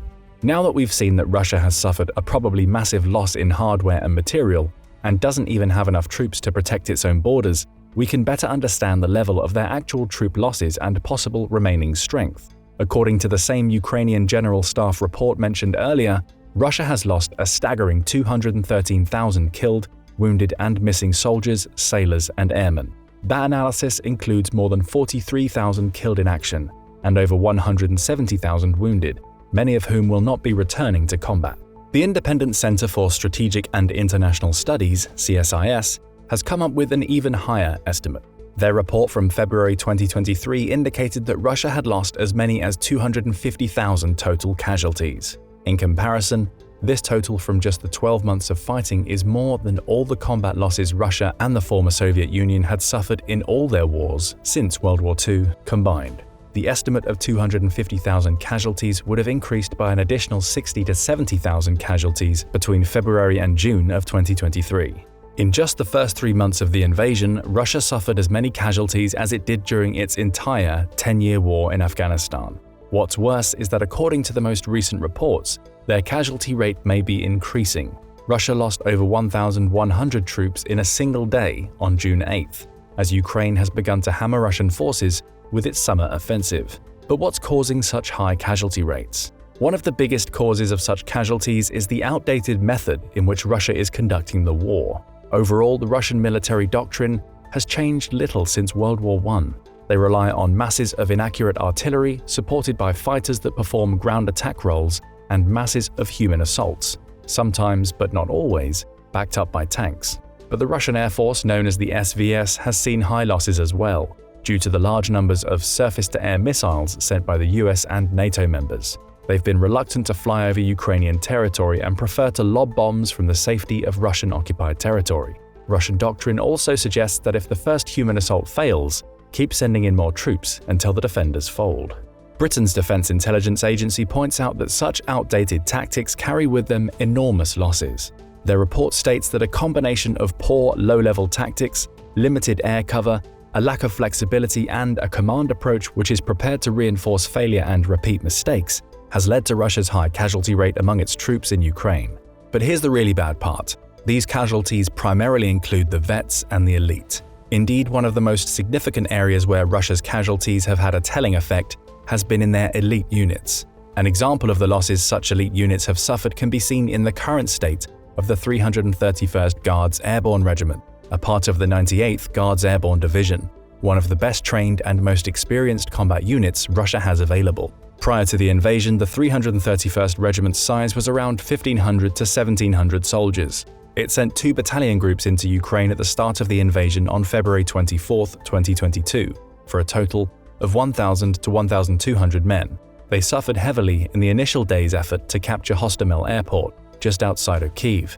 The lightly armored infantry vehicles that they were sent in with proved no match for Ukrainian anti-tank weapons and heavy artillery. An estimated 94 soldiers, almost 10% of their strength, were killed in just the first few days of fighting. By the end of the year, some accounts indicated their casualties numbered more than 500. Continued fighting showed that the unit was unprepared for the length of the war. Within just a few weeks of the invasion, locals back at the city of Kostroma, where the unit was based, were holding fundraising drives to send the troops warm clothes. The governor of the region, Sergei Sitnikov, a former CO of the 331st, commented a few months later that we need to help our guys so they have decent conditions. When he visited the wounded survivors, he brought with him care packages from relatives back home and civilian drones bought on the open market. If the conditions were this bad for one of Russia's most elite units, then it can only be much worse for the regular army troops. These same high casualty rates have been reported for all branches of Russia's armed forces. But since the best trained, most elite units are the ones that can be most trusted in a fight, those are the ones that can see the most intense combat, often spearheading assaults in battles around Mariupol, Bakhmut, and as we've seen with the 331st, the initial drives on Kyiv. The problem is, as Russia loses a significant portion of their combat veterans, they're being replaced with less well-trained and less skilled replacements. For a while, the Russian regular troops were supplemented by Prigozhin's Wagner forces, widely regarded as some of the most experienced urban fighters Russia had left. But Prigozhin's abortive march on Moscow resulted in him being exiled to Belarus, and his Wagner troops being split up between joining him in Belarus, signing contracts with the Ministry of Defense, or returning home to Russia. The Wagner forces had been responsible for the only sector where Russia had made any kind of incremental gains since the opening months of the invasion, that being around the area of the eastern city of Bakhmut. According to the US National Security Council spokesman John Kirby, who spoke to reporters on May 1, 2023, Russia had lost nearly 100,000 casualties in its 10-month siege of Bakhmut, including about 20,000 soldiers killed in combat and 80,000 wounded.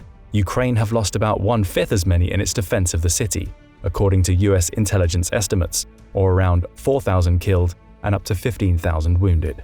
It was clear that within the first few months of the invasion that Russia had failed to allocate enough forces for the complete subjugation of Ukraine, and had vastly underestimated the number of casualties they would suffer. In September 2022, Putin announced a mobilization of 120,000 new troops, while a law was also passed making it a crime for anyone in Russia to call the invasion a war.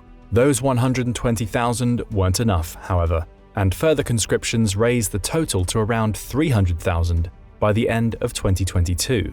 These nationwide call-ups have had a serious negative side effect. On top of losing 250,000 men as casualties of war, as many as 1 million additional young men and women have fled Russia to avoid the conscription. Many of those who left are the young professionals that Russia desperately needs and cannot replace. These emigres have left for various reasons, but their primary reason was to escape the mobilization, along with fleeing the Western sanctions that have caused enormous economic distress within the nation. This has led to a significant manpower shortage across Russia. In an intelligence update released on May 27, 2023, the British Defense Ministry observed that a survey conducted by the Russian Central Bank involving 14,000 employees had determined that Russia's national labor force was at its lowest recorded level since 1998. In addition to losses from the war and emigration to avoid the draft, the survey also showed that the Russian population had previously decreased by up to 2 million in the years between 2020 and 2022, due to several factors, including the poor Russian response to the COVID pandemic, poor healthcare and diet, excessive alcoholism, and an increasingly aging population. Nowhere has this lack of workers been more acutely felt than in the tech sector, where shortages of trained workers have hit the electronics and programming sectors hard. This brain drain, along with continuing Western sanctions, has caused what Laura Solanko, a senior advisor for the Bank of Finland, described as reverse industrialization. This means Russia has not only seen a shrinking of its economy, but has had to replace overseas investment, lost due to Western sanctions, with funds supplied by the state. Solanko reported such policies can only succeed with huge investments in domestic production to replace lost imports, as well as the construction of new transportation links to the east and south. As resources are limited, she continued, this implies less investment in other sectors, including potentially more productive areas. Russia's investments will continue to move away from the technological frontier, she said, which is why she considers Russia's current state of the economy as reverse industrialization. These factors combine to indicate that Russia will have increasingly fewer young men and women for Putin to draft in 2023, if he feels the need to repeat his previous mistake. On top of Russia's potentially catastrophic combat losses and manpower shortages, Russia is also facing another area of concern: the loss of their combat leadership. One of the most widely reported problems regarding the Russian army is a distinct lack of unity of command. Part of that problem is currently due to the combat losses which extend up the chain of command. As of November 2022, Russia had lost more than 1,500 officers in the first 9 months of the war, according to estimates by Ukrainian Colonel Anatoly Stefan, and backed up by studies done by the US Center for Naval Analysis. These reports suggest an estimated 160 of those 1,500 lost officers were generals, major generals, and lieutenant generals, as well as more than 150 colonels and lieutenant colonels, 250 majors, 296 captains, and nearly 500 senior lieutenants, in descending order of rank. While confirmed numbers, as with the lost Russian hardware, suggest a much lower number is more likely, it's clear that whatever the actual total is, Russia is losing far more officers of higher ranks than most Western armies would under similar battlefield conditions. As noted previously, one of the few areas where Russian military has been successful is with its private military companies, like Wagner. But there have been highly publicized clashes between Prigozhin, Wagner's leader, and the Russian military leadership in Moscow. Prigozhin has complained on multiple occasions that his private military group's needs have not been met. Meanwhile, whenever a high-ranking officer from the regular Russian army was fired, Prigozhin has been hiring them and adding them to his own private army, further distancing himself from Moscow. Prigozhin's march on Moscow was responsible for another loss for Russia. General Sergei Surovikin, the deputy commander of the Russian group of forces fighting in Ukraine, disappeared from public sight following the march and was rumored to be under arrest for knowing about Prigozhin's plan and not informing Putin. Surovikin's disappearance will be keenly felt across the entirety of the Russian military, as he was one of the most reliable ground commanders in the army, having attained his rank through skill and accomplishments, unlike those above him in the Russian chain of command who owed their position due to loyalty to Putin above all else. We've seen the many problems Russia is having with its troop losses and its population decline. How well is Ukraine doing in filling out its army? Ukraine has exceeded all expectations in lasting more than a year against a country nearly 30 times its size in area, 17 million square kilometers versus 603,000 square kilometers, and more than triple its size in population, 143 million versus 43 million for Ukraine. That widely accepted estimate of the Ukrainian population of roughly 43 million is contradicted by other sources.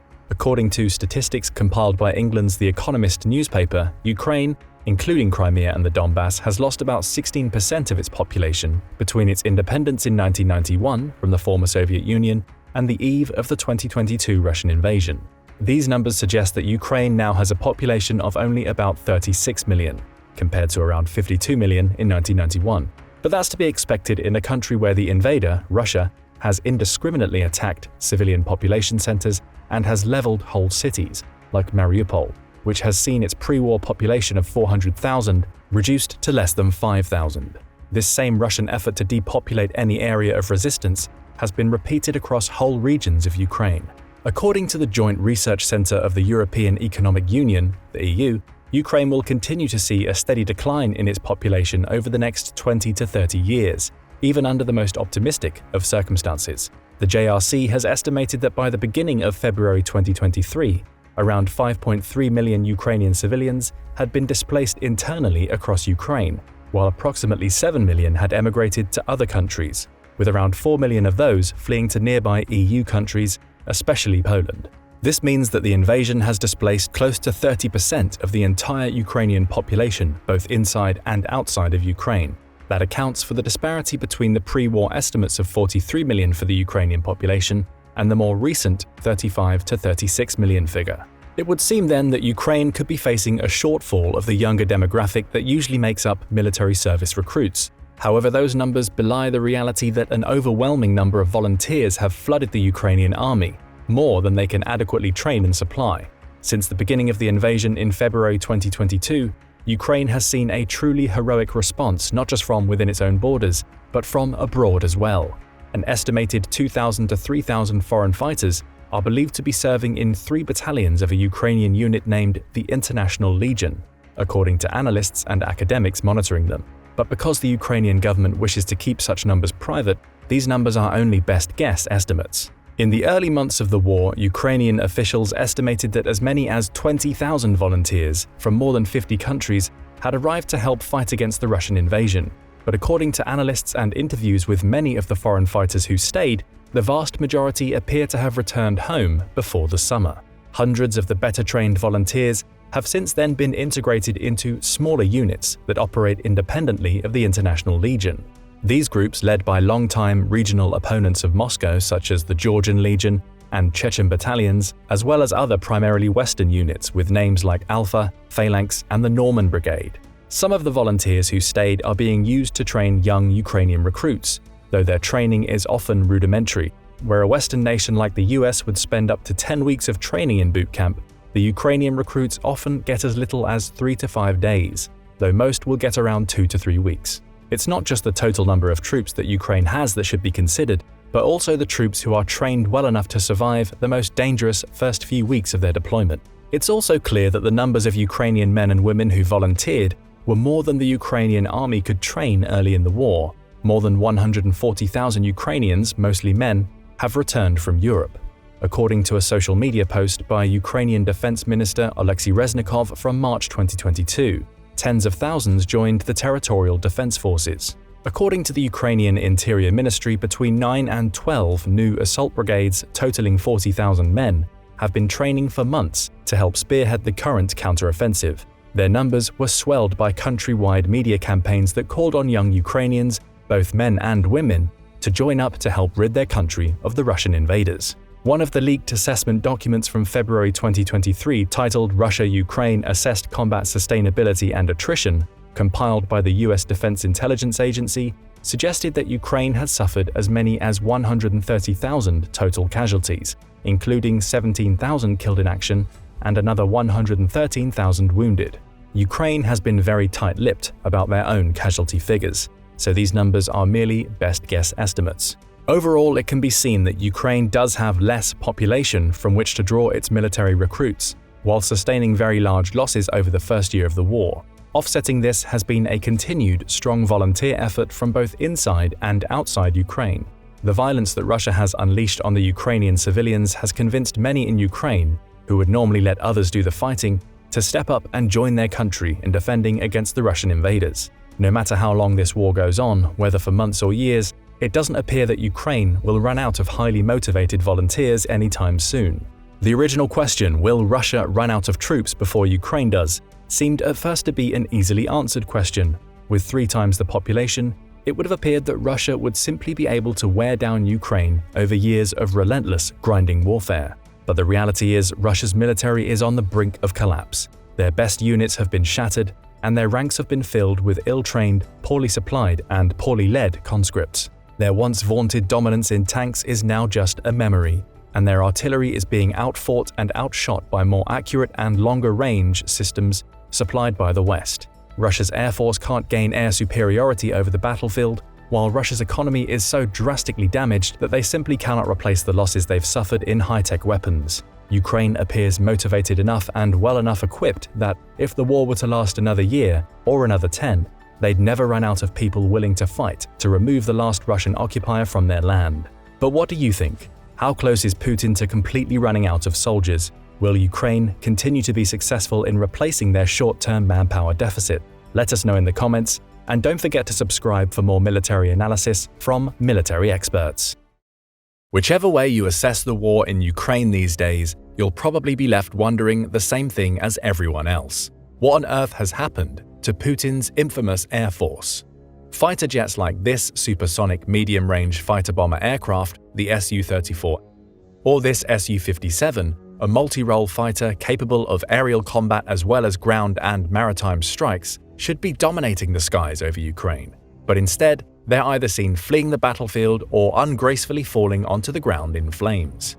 Try as they might, Russian combat aviators have failed to establish any kind of air superiority over the battlefield thus far. Today, we'll take a look at a few reasons why, starting with something called manpads. Don't be fooled by the name, these things have Putin's aircraft retreating left and right, and a quick dive into one of the most revolutionary periods in the history of military air power, the Jet Age. The coming of the Jet Age in the late 1940s ushered in profound changes in the field of aeronautics. Jets could fly faster, climb higher, and travel farther than their piston-powered predecessors, feats that would forever transform the commercial aviation industry. They would have major implications for military air power too. Jet propulsion was supposed to make air power king. If you could outrun the enemy in the skies, you could theoretically enjoy unfettered air superiority over the battlefield. At least that was the idea. Sound-shattering increases in aircraft speeds motivated designers to swap traditional guns for air-to-air missiles, their only hope of ever shooting a supersonic jet out of the sky. Missiles not only remain the preferred weapon for air-to-air combat, but revolutionize the very nature of air defense itself. Today, air defenses rely almost exclusively on surface-to-air missile systems, or SAMs, to prevent hostile air attacks. Impressively, technological advances in the 1970s made it possible to furnish vulnerable infantry with their own portable handheld anti-aircraft missiles too. Man-Portable Air Defense Systems, or MANPADS, are simple and cost-effective shoulder-fired rockets that lock onto aircraft using infrared homing. They can be taught to new users in a matter of a few minutes. Useful, right? Putin thought so too. Knowing Russia's numerically superior air force would play a central role in the opening phases of its invasion of Ukraine back in February of 2022, Western nations rushed thousands of MANPADS into Ukrainian hands to shore up their air defenses. These included American Stinger missiles, surplus Soviet eyeglass, and British laser-guided high-velocity Starstreak systems. The gamble paid off. Cheap MANPADS made it much harder for Russia's air force to establish aerial supremacy, imposing steep, asymmetrical costs on Russian pilots who could no longer safely approach priority targets in Ukrainian airspace. For the price of one $60,000 to $80,000 Igla, Ukrainian soldiers can down a $36 million Su-34 bomber or an $85 million Sukhoi Su-35S fighter. That's real bang for your buck. This has had real repercussions all over the battlefield. Modern combined arms warfare hinges on effective cooperation between all service branches – air, armor, artillery, and infantry. Because Russia has thus far been unable to provide active, continuous air cover for its ground units, tanks, logistic convoys, artillery and infantry have been repeatedly caught out in the open and destroyed over the course of the war, a spectacle played out almost daily in combat footage littering social media for the entire world to see. Here's the bad news though. Despite Putin's failure to establish air dominance in Ukraine, this does not mean that Russian aircraft are not present over the battlefield or that Ukraine enjoys its own air superiority. Far from it. In a recent interview, Ukrainian troops on the front lines around Bakhmut told reporters that Russian aircraft still fly over the battlefield almost every day, sometimes a few times each day, but MANPADS have drastically reduced the extent to which they can linger over their targets. Here's how it usually goes down. Most overflights last only a few seconds. Fighter bombers flying in pairs or groups of 4 ingress to a target area at low altitude, maybe 50 meters or less, and then lob rockets and bank left or right and return back to base. Rather than hover over the front, far slower helicopters tend to operate similarly as airborne artillery platforms, approaching the contact line, firing their salvos of unguided rockets, and departing as quickly as possible. This has made it even harder for Ukrainian infantry to shoot down Russian aircraft. Constant vigilance is required since little warning is given. One soldier provided insight into the process. When the infantry shouts "incoming" and hides in the trenches, you have to run out and try to find the enemy's plane or aircraft. It doesn't matter if the enemy is shelling you or if it's calm. Your response has to be highly focused, and you have to have perfect sight and hearing to find a target at a distance of 3 to 5 kilometers. From the moment you've heard the sound, you literally have 3 to 5 seconds to run up and throw the MANPADS on your shoulder. Since timing is everything, concealed Ukrainians tend to target slower Su-20 fighter bombers and helicopters like the Mi-8, hefting an 18-kilogram Igla onto your shoulder while sprinting out to the open and get a lock while the target zips overhead, then launching the missile knowing you're in mortal danger all within a span of 15 seconds or less. Can you imagine how difficult that must be? The decentralization of air defense made possible by MANPADS like the Stinger has helped limit the effectiveness of Russian air power, but it hasn't blunted it altogether. According to former Staff Sergeant and Green Beret David Bramlett, a combat veteran who recently spent 11 months fighting the Russians in Ukraine, Russia could still turn things around if Western support wavers. Let's hope that doesn't happen, but even if it does, there's a chance Putin will take care of his air army's downfall all by himself. You see, lucky for Ukraine, Russia also has its own incompetence to thank in part for its lack of air superiority. Recently, accidents have taken their toll on Russian aircraft, with 6 crashes alone registered over the span of 2 months in late 2022. In September, a Russian Air Force Su-25 attack aircraft crashed just after takeoff after entering a left turn. Experts believe the crash was likely due to a technical fault or a pilot error. The pilot did not eject. A month later, an Su-25 fighter bomber careened into the courtyard of an apartment building in Yeysk, a western port on the Sea of Azov, during a training flight after its pilot ejected. The devastating crash injured 25 and killed at least 15 civilians, 3 of them children. According to Russian state media, the accident was caused by an engine fire sustained during takeoff. Just a week later, another Su-30 fighter entered a vertical dive and smashed into a 2-story residential home in Siberia, killing its 2 pilots in a fiery explosion. It was the second such fatal incident in 6 days involving a Sukhoi fighter plane. No civilians were killed. But the crashes don't end there, and they are happening on a wider scale than you may know. The avalanche of accidents reflects the toll the war has had on Russian aviation writ large. Reflecting on the aerial crashes, Michael Bonnet, an engineer and analyst at RAND Corporation, noted that what's interesting is that even aircraft not involved in the Russian invasion are crashing.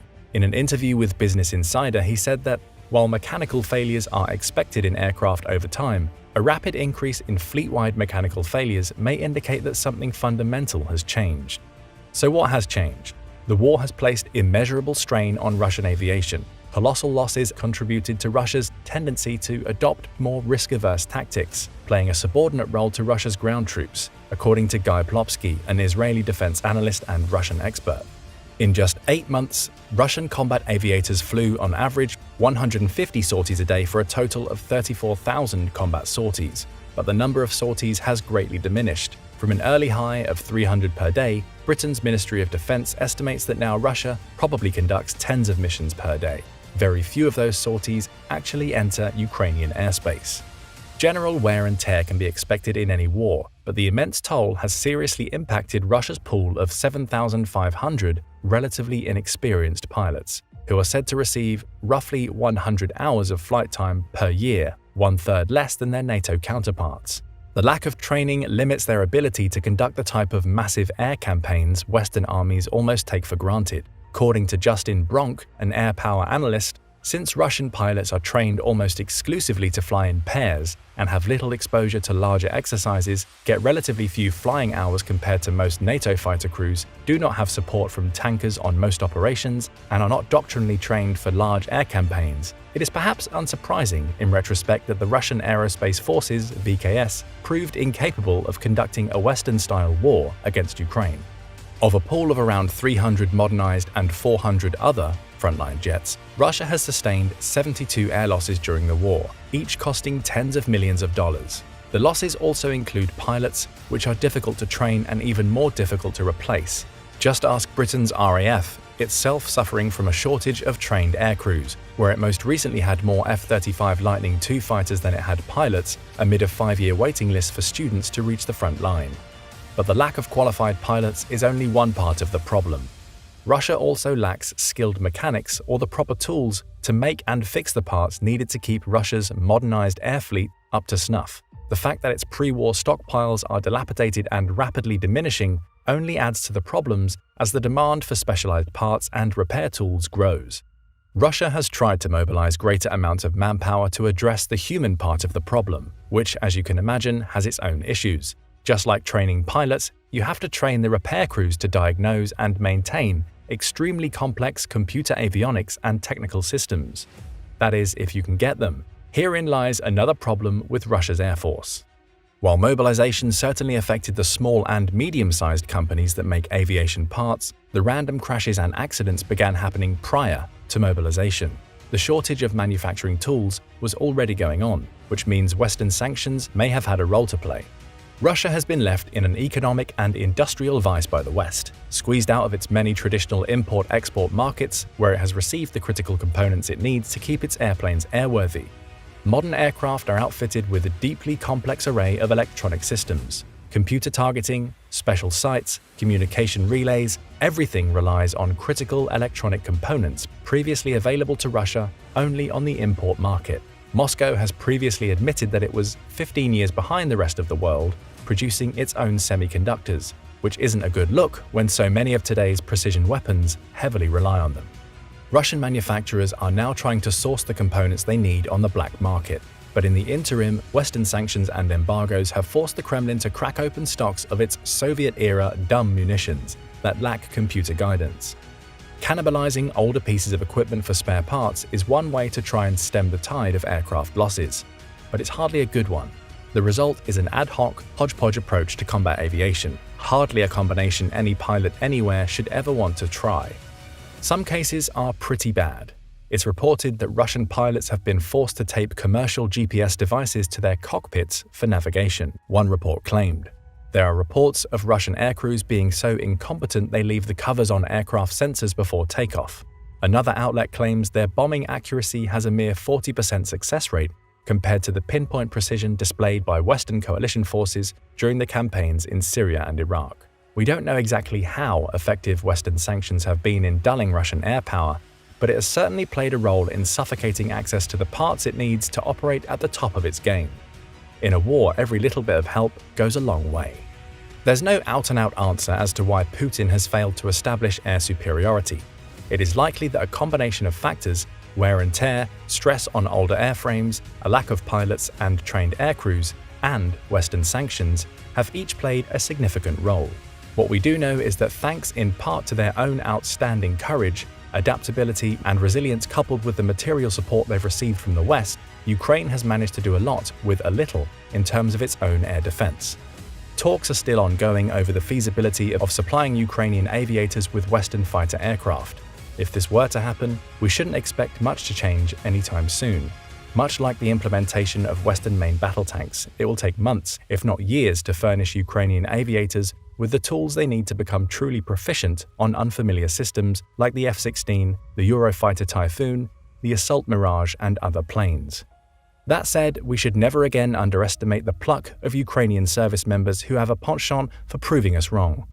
Why do you think Russian air power is failing? Let us know in the comments, and don't forget to subscribe for more military analysis from military experts. Wars cost money. Every bullet fired, every building bombed, every intercepted missile. Each of these actions comes with a hefty price tag. But how exactly do you calculate the financial burden of war, say, on a daily level? To put it bluntly, it ain't easy. But our military experts are here to break it down for you. Today, we are diving into the jaw-dropping daily cost of the ongoing war in Ukraine. So sit down, grab your ledger books, and buckle in. Oh, and spoiler alert, this may shock you. Of course, we lead with the necessary disclaimer: it is impossible to know the exact cost of a war on this scale, or any scale, in terms of blood and treasure. You and I both know that as war itself unfolds under its own fog in real time, the precise number of shells fired, soldiers killed, buildings destroyed, or, for example, the true acreage of agricultural yields lost to hidden mines, unexploded cluster bombs, remnants of rockets, and shellfire riddling the countryside remains obscure. Sometimes historical clarity never comes. Decades after the cataclysmic global conflicts which defined the 20th century, historians, economists, and analysts continue to debate the scale of the destruction, the true human cost, and the financial ramifications of World Wars I and II. For those of us watching a conflict from afar which hasn't even ended yet, the task is not an easy one. The financial effects of this war will reverberate in ways we can't even comprehend for decades to come. Suffice it to say that from public international sources which we have been able to consult, it should come as no surprise that though the cost is astronomical, it is by no means a perfect representation. In war as in peace, nearly everything costs something. To show how we've tried to enumerate the daily cost of the war today, let's start with a thought experiment. Try to imagine an average day in Ukraine. At the time of writing, Ukrainian forces are waist-deep into their summer counteroffensive, attempting to penetrate Russia's defensive fortifications from the southern to the northeastern tip of Ukraine. On any given day, you have small firefights and larger supporting probing maneuvers within distinct pockets across Ukraine's 1,000-kilometer front line with Russia, and big or small battles are expensive. Soldiers paid a daily wage carry hundreds of bullets and dozens of grenades with them into battle, clearing garbage-strewn Russian trenches of their occupiers as dozens, hundreds, even thousands of artillery shells are fired by each side in support. Drones, some of them expensive military makes, but the vast majority inexpensive commercial offerings, linger overhead to provide reconnaissance, direct added firepower, and fire support. The price of the soldiers' wages, the ammunition expenditures, and the drones alone required to wage the ongoing counteroffensive must be staggering, but that barely scratches the surface. Tanks and vehicles factor in too. Both sides employ a vast array of armored vehicles, tanks, artillery, rocket systems, personnel carriers, and civilian vehicles at any given moment, some donated by external countries, some furnished by Russia and Ukraine themselves. Each of these has a paid crew tasked with operating them. When they are damaged or destroyed, each side attempts to salvage what they can. Fixing vehicles requires additional mechanics, tools, and spare parts, which add up. As you zoom out, the expenses multiply.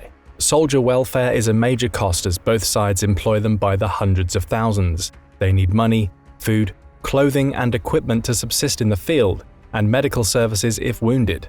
Getting a wounded soldier to the rear hospital means you must factor in the cost of the ambulance employed, the fuel expended, as well as the cost of the medical equipment, the medical staffs, and the medevac itself. They are taken to hospitals which may run on skeleton staffs, but whose own infrastructure commands its own financial attention. In death, both sides must keep morgues running, pay family stipends and funeral costs. And we're still only beginning. Soon, the civilian sphere comes into the picture. And here, the war's destruction has been arguably far more devastating than on the front lines. The World Bank estimates that Ukraine has incurred $400 billion worth of destruction in collateral damage, epitomized by the waves of cruise missiles and random criminal attacks on civilians, which regularly rain down on Kyiv. Reconstructing damaged apartment blocks, water mains, sewage lines, power grids, and if you happen to be in Bakhmut or similarly devastated places, literally entire cities.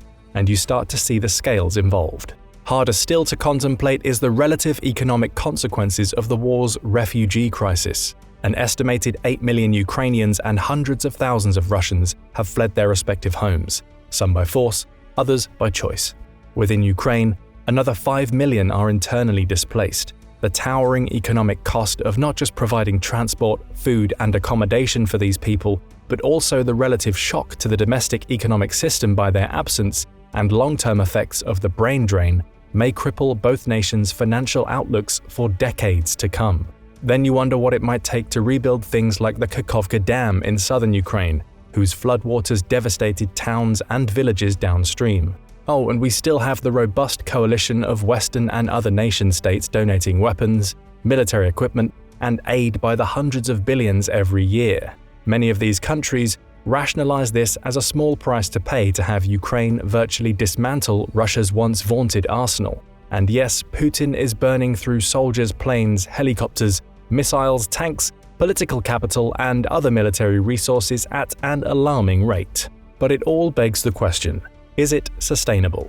Can Putin continue building new fortifications in and around Ukraine as the counteroffensive unfolds? Can he sustain the cost of massive warships sunk, the careless hemorrhaging of Russian conscript forces thrown into the meat grinder willy-nilly, the omnipresent pressure on the Russian economy imposed by Western sanctions? Some analysts have estimated that Russia, increasingly cut off from a huge chunk of the global economy and left with many of its goods unsold, has already lost $1 trillion on the war thus far. One thing is certain: if Putin doesn't give the order to cut his losses, the bleeding will not stop anytime soon. The long-term economic ramifications could be seismically bad for Russia. That said, let's get down to brass tacks. Let's begin by factoring in some averages for Russia alone. Over a 9-month span, it was estimated that Russia expended anywhere between 10,000 and 50,000 artillery shells a day. We know the average cost of a Soviet-caliber artillery shell is about $1,000, so that means that Russian artillery costs hover at upwards of $50 million a day. Multiply that out over a 16-month span and you easily have tens of billions of dollars spent by Russia on artillery shells alone. Estimates put Russia's missile expenditures over that same 9-month span at $12 billion, with each one costing a cool $3 million. What's more, Russia has lost almost 300 combat aircraft, with those coming in around $18 million apiece, and 261 helicopters, each costing on average $10.4 million. Total aviation losses over 9 months, somewhere in the region of $8 billion. We all know the dismal combat record of Russia's tank crews, and how a cheap $100 Chinese drone using a 3D printed release mechanism can drop a single anti-tank munition and knock out a vehicle worth tens of millions of dollars. Well, we should go through Russian vehicle losses just to get a taste of what this war has cost Putin and his people. To date, Russia has lost 2,114 tanks. If a T-64 costs $1.1 million, a T-72 costs $1.2 million, and a T-80 costs about $3 million, a T-90 will set you back $4.5 million. the confirmed cost of losing these models destroyed, abandoned, or captured alone would be as follows: 56 T4s, $61.6 million, 1,112 T-72s, $1.33 billion, 537 T-80s, $1.61 billion, 68 T-90s, $306 million. That is a cool $3.3 billion on tanks alone. Then you have to add in the cost Russia has incurred trying to repair and maintain its aging tank fleet in the field, as well as the costs of every single truck, armored vehicle, and personnel carrier confirmed destroyed in Ukraine, and experts say that Russia has lost about $20 billion worth of vehicles. It seems relatively cheap to keep an average Russian soldier on the battlefield in Ukraine. On average, after all, it costs the Kremlin just around $200 per month for each soldier. But we also know that last September 2022, Russia mobilized 300,000 new conscripts, on top of several hundred thousand forces already in the field. It was reported in January of 2023 that Putin authorized another mobilization of some 500,000 soldiers. Since it is unclear when these forces will make their way onto the battlefield, let's simplify things a bit. How much would it be to keep just 300,000 conscripts on the battlefield over a 9-month span? 300,000 soldiers paid $200 a day for 9 months amounts to $16.44 billion. Stretch that out to another 7 months, the current length of the conflict, and the increasing number of mobilized soldiers, and we can safely estimate that the bill will come in somewhere in the region of $30 billion. Die in battle and the costs continue to mount. Reports indicate that Russia pays the families of deceased soldiers a death compensation of 7.4 million rubles, or $110,000 per soldier. There's no clear indication of just how many Russian soldiers have actually died in Ukraine, but we know the number is incredibly steep. On the conservative side, there are some indications that around 40,000 Russians have died thus far. If this is the case, then the Russian government has shelled out around $4.4 billion to the bereaved loved ones of its fallen dead. What of the Russian casualties, at least those that make it to the aid stations and aren't brutally left behind by their comrades? What does it cost for their treatment? In war, it is generally a safe estimate that for every death, there will be around 3 times that number wounded or missing. That's over 100,000 men, which would be another $5 to $10 billion to treat. It's tough to say exactly, but for those who have sat down and honestly tried to crunch the numbers, experts estimate that Russia's venture in Ukraine is costing $10 billion per month, for a total cost of $160 billion over the past 16 months. Mobilization has wreaked havoc on Russia's domestic economy. Some say that the country is in the midst of a massive brain drain, having lost 1 million of its best and brightest workers over the last year alone, many of whom fled the country outright. To replace these educated and skilled laborers, you have to find replacements and train them, a very costly thing to do. In most cases, Russia can't afford to even do that, and has had to vastly scale back, even shut down many of its firms. That tends to happen when you mobilize hundreds of thousands of men all of a sudden without a graduated plan to compensate for their absence in the domestic sphere. Russian industrial production has contracted 5% over the last month. One former advisor at Russia's central bank recently told NPR that as Western sanctions continue to freeze Russia's economy, it has increasingly attempted to take over foreign assets within its borders to compensate for its financial and industrial losses. It is a sign that despite what Russia is telling the world, its long-term economic health is not as resilient as it may seem. If you're a Russian billionaire or oligarch, the war has not been as profitable as others may have been in the past. It is estimated that the Russian upper crust has lost around $93 billion worth of assets in 2022 alone. Normal Russians are becoming more and more frugal, saving their money for when times get even leaner. What this means is that Russian commercial markets are on the verge of long-term stagnation. Goods imports are down 20% from 2021. Technology imports have decreased by 30%. Car production is down by 67%. Russian arms exports, once a crown jewel in the Russian economy, have slumped. Even if Russian GDP hovers around the estimated $2 trillion, a figure the IMF endorses, it is spending a lot on fighting. How much military spending, you ask? Well, in 2020, the so-labeled second most powerful nation in the world spent $61 billion on its military, a not insignificant sum when you think about how much it had to maintain. Well, that figure jumped 6-fold in 2022, with Russia spending $346 billion to try and re-inject life into its stillborn invasion. Russia has been paying for this war entirely from its own pockets, unlike Ukraine, and it will be feeling that down the road. But figures revealing the true cost for Russia are often at variance with one another. Take, for example, a recent Special Operations Forces report, which alleged that the war was not costing Russia $10 billion a month, as we tallied earlier, but an even steeper $900 million per day. Breaking it down even more, we'd see Russia shouldering military expenditures of around $27 billion a month, or $432 billion for the 16 months that have passed. These might be ballpark figures, but it might be closer to reality than we think. The country's economy has been fractured, its military potential is severely crippled. How long can Russia sustain these losses? Over a 2-day span during Ukraine's counteroffensive last month, Russia was said to have lost 48 artillery platforms, 2 fighter jets, and 2 helicopters. One of the fighters was a Sukhoi Su-34, which costs anywhere from $40 to $50 million. The other, an Su-35, which costs from $40 to $65 million. Hundreds of millions of dollars lost in the time it would take for you to travel from one side of the world to the other. Putin has to hope the Russian bear has deeper pockets for the hard fight ahead. Ukraine is facing an equally grim financial future, if not far more so. Yes, it has been supported at every step by incredibly generous donations from countries around the globe, but with its cities, fields, and forests acting as the war's primary theater, material destruction has rained down on Ukraine on par with some of the largest wars in history. Last year, Ukraine's President Volodymyr Zelensky estimated that, not counting reconstruction costs, it took around $5 billion per month to keep the war going. If Ukraine hopes to continue the war, Western donations will have to keep coming. That is, as long as Western governments can convince their populations it is in their interest to do so. Let's assess some of the numbers from January 2022 to January 2023.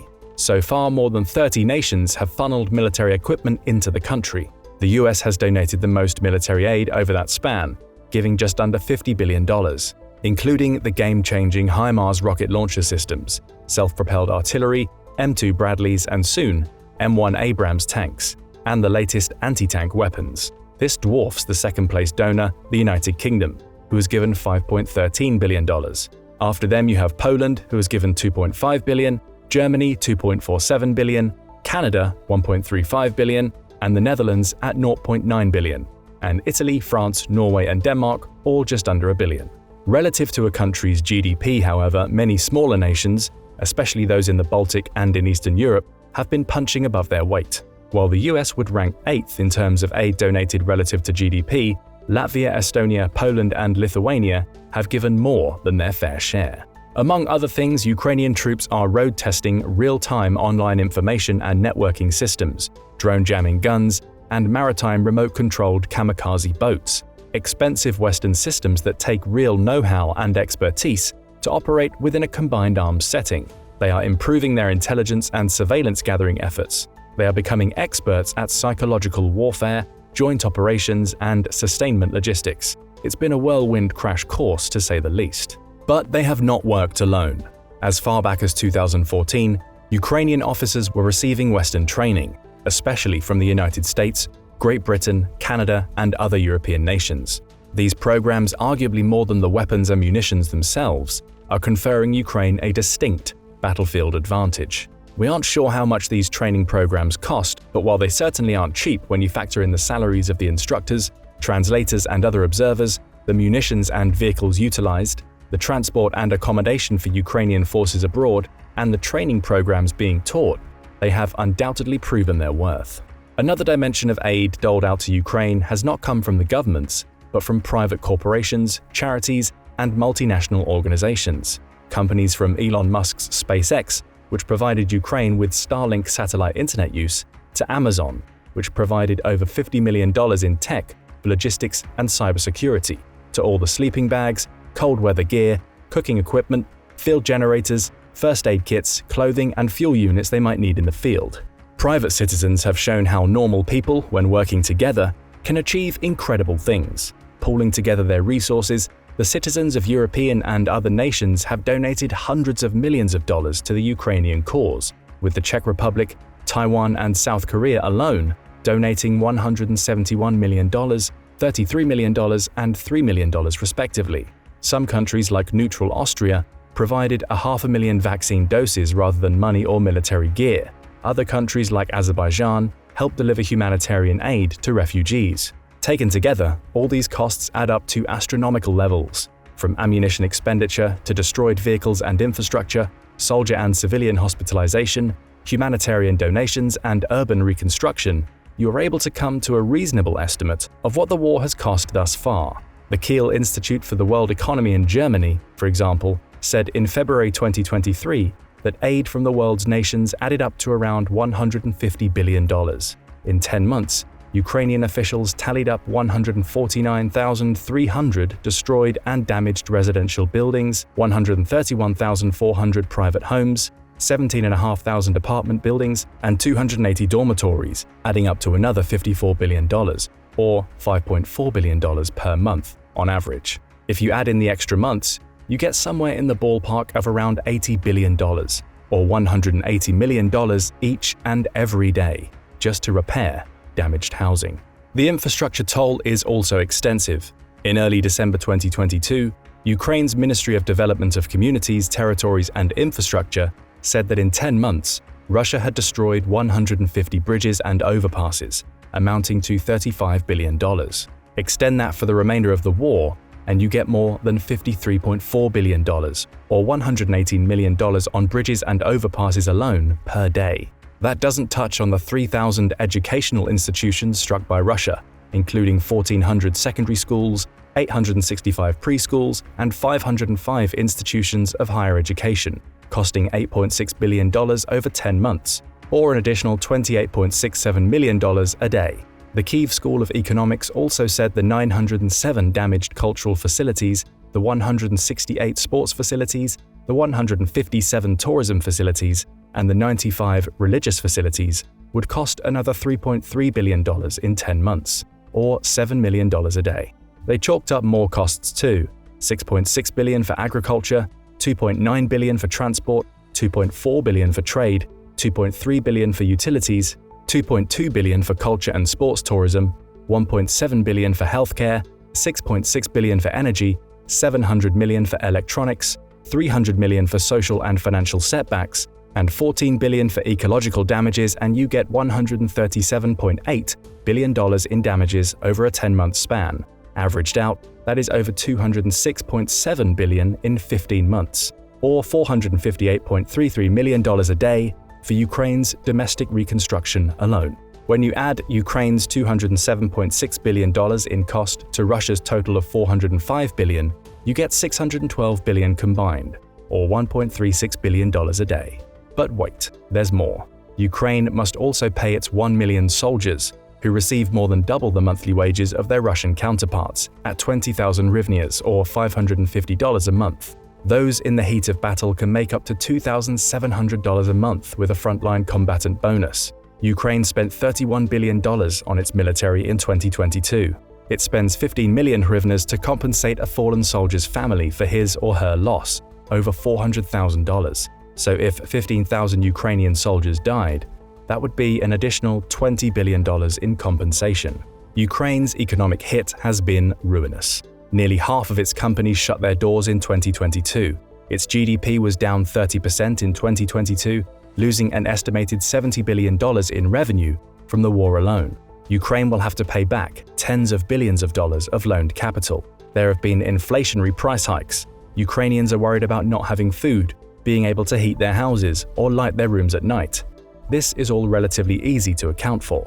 But when you try to add up the war's silent toll, from the tangible costs of burying more than the estimated 9,083 Ukrainian civilians killed in the crossfire and settling their estates to the intangible cost of war-related distress stemming from the unnatural exposure to abuse, violence, and the unexpected loss of friends and family, and you are left with a mental health crisis whose effects will linger, possibly for generations. How can you reasonably put a price tag on this? If the Ukrainian government is true in saying 60% of its soldiers have suffered from post-traumatic stress disorder, the knock-on effects will be akin to past wars, only worse.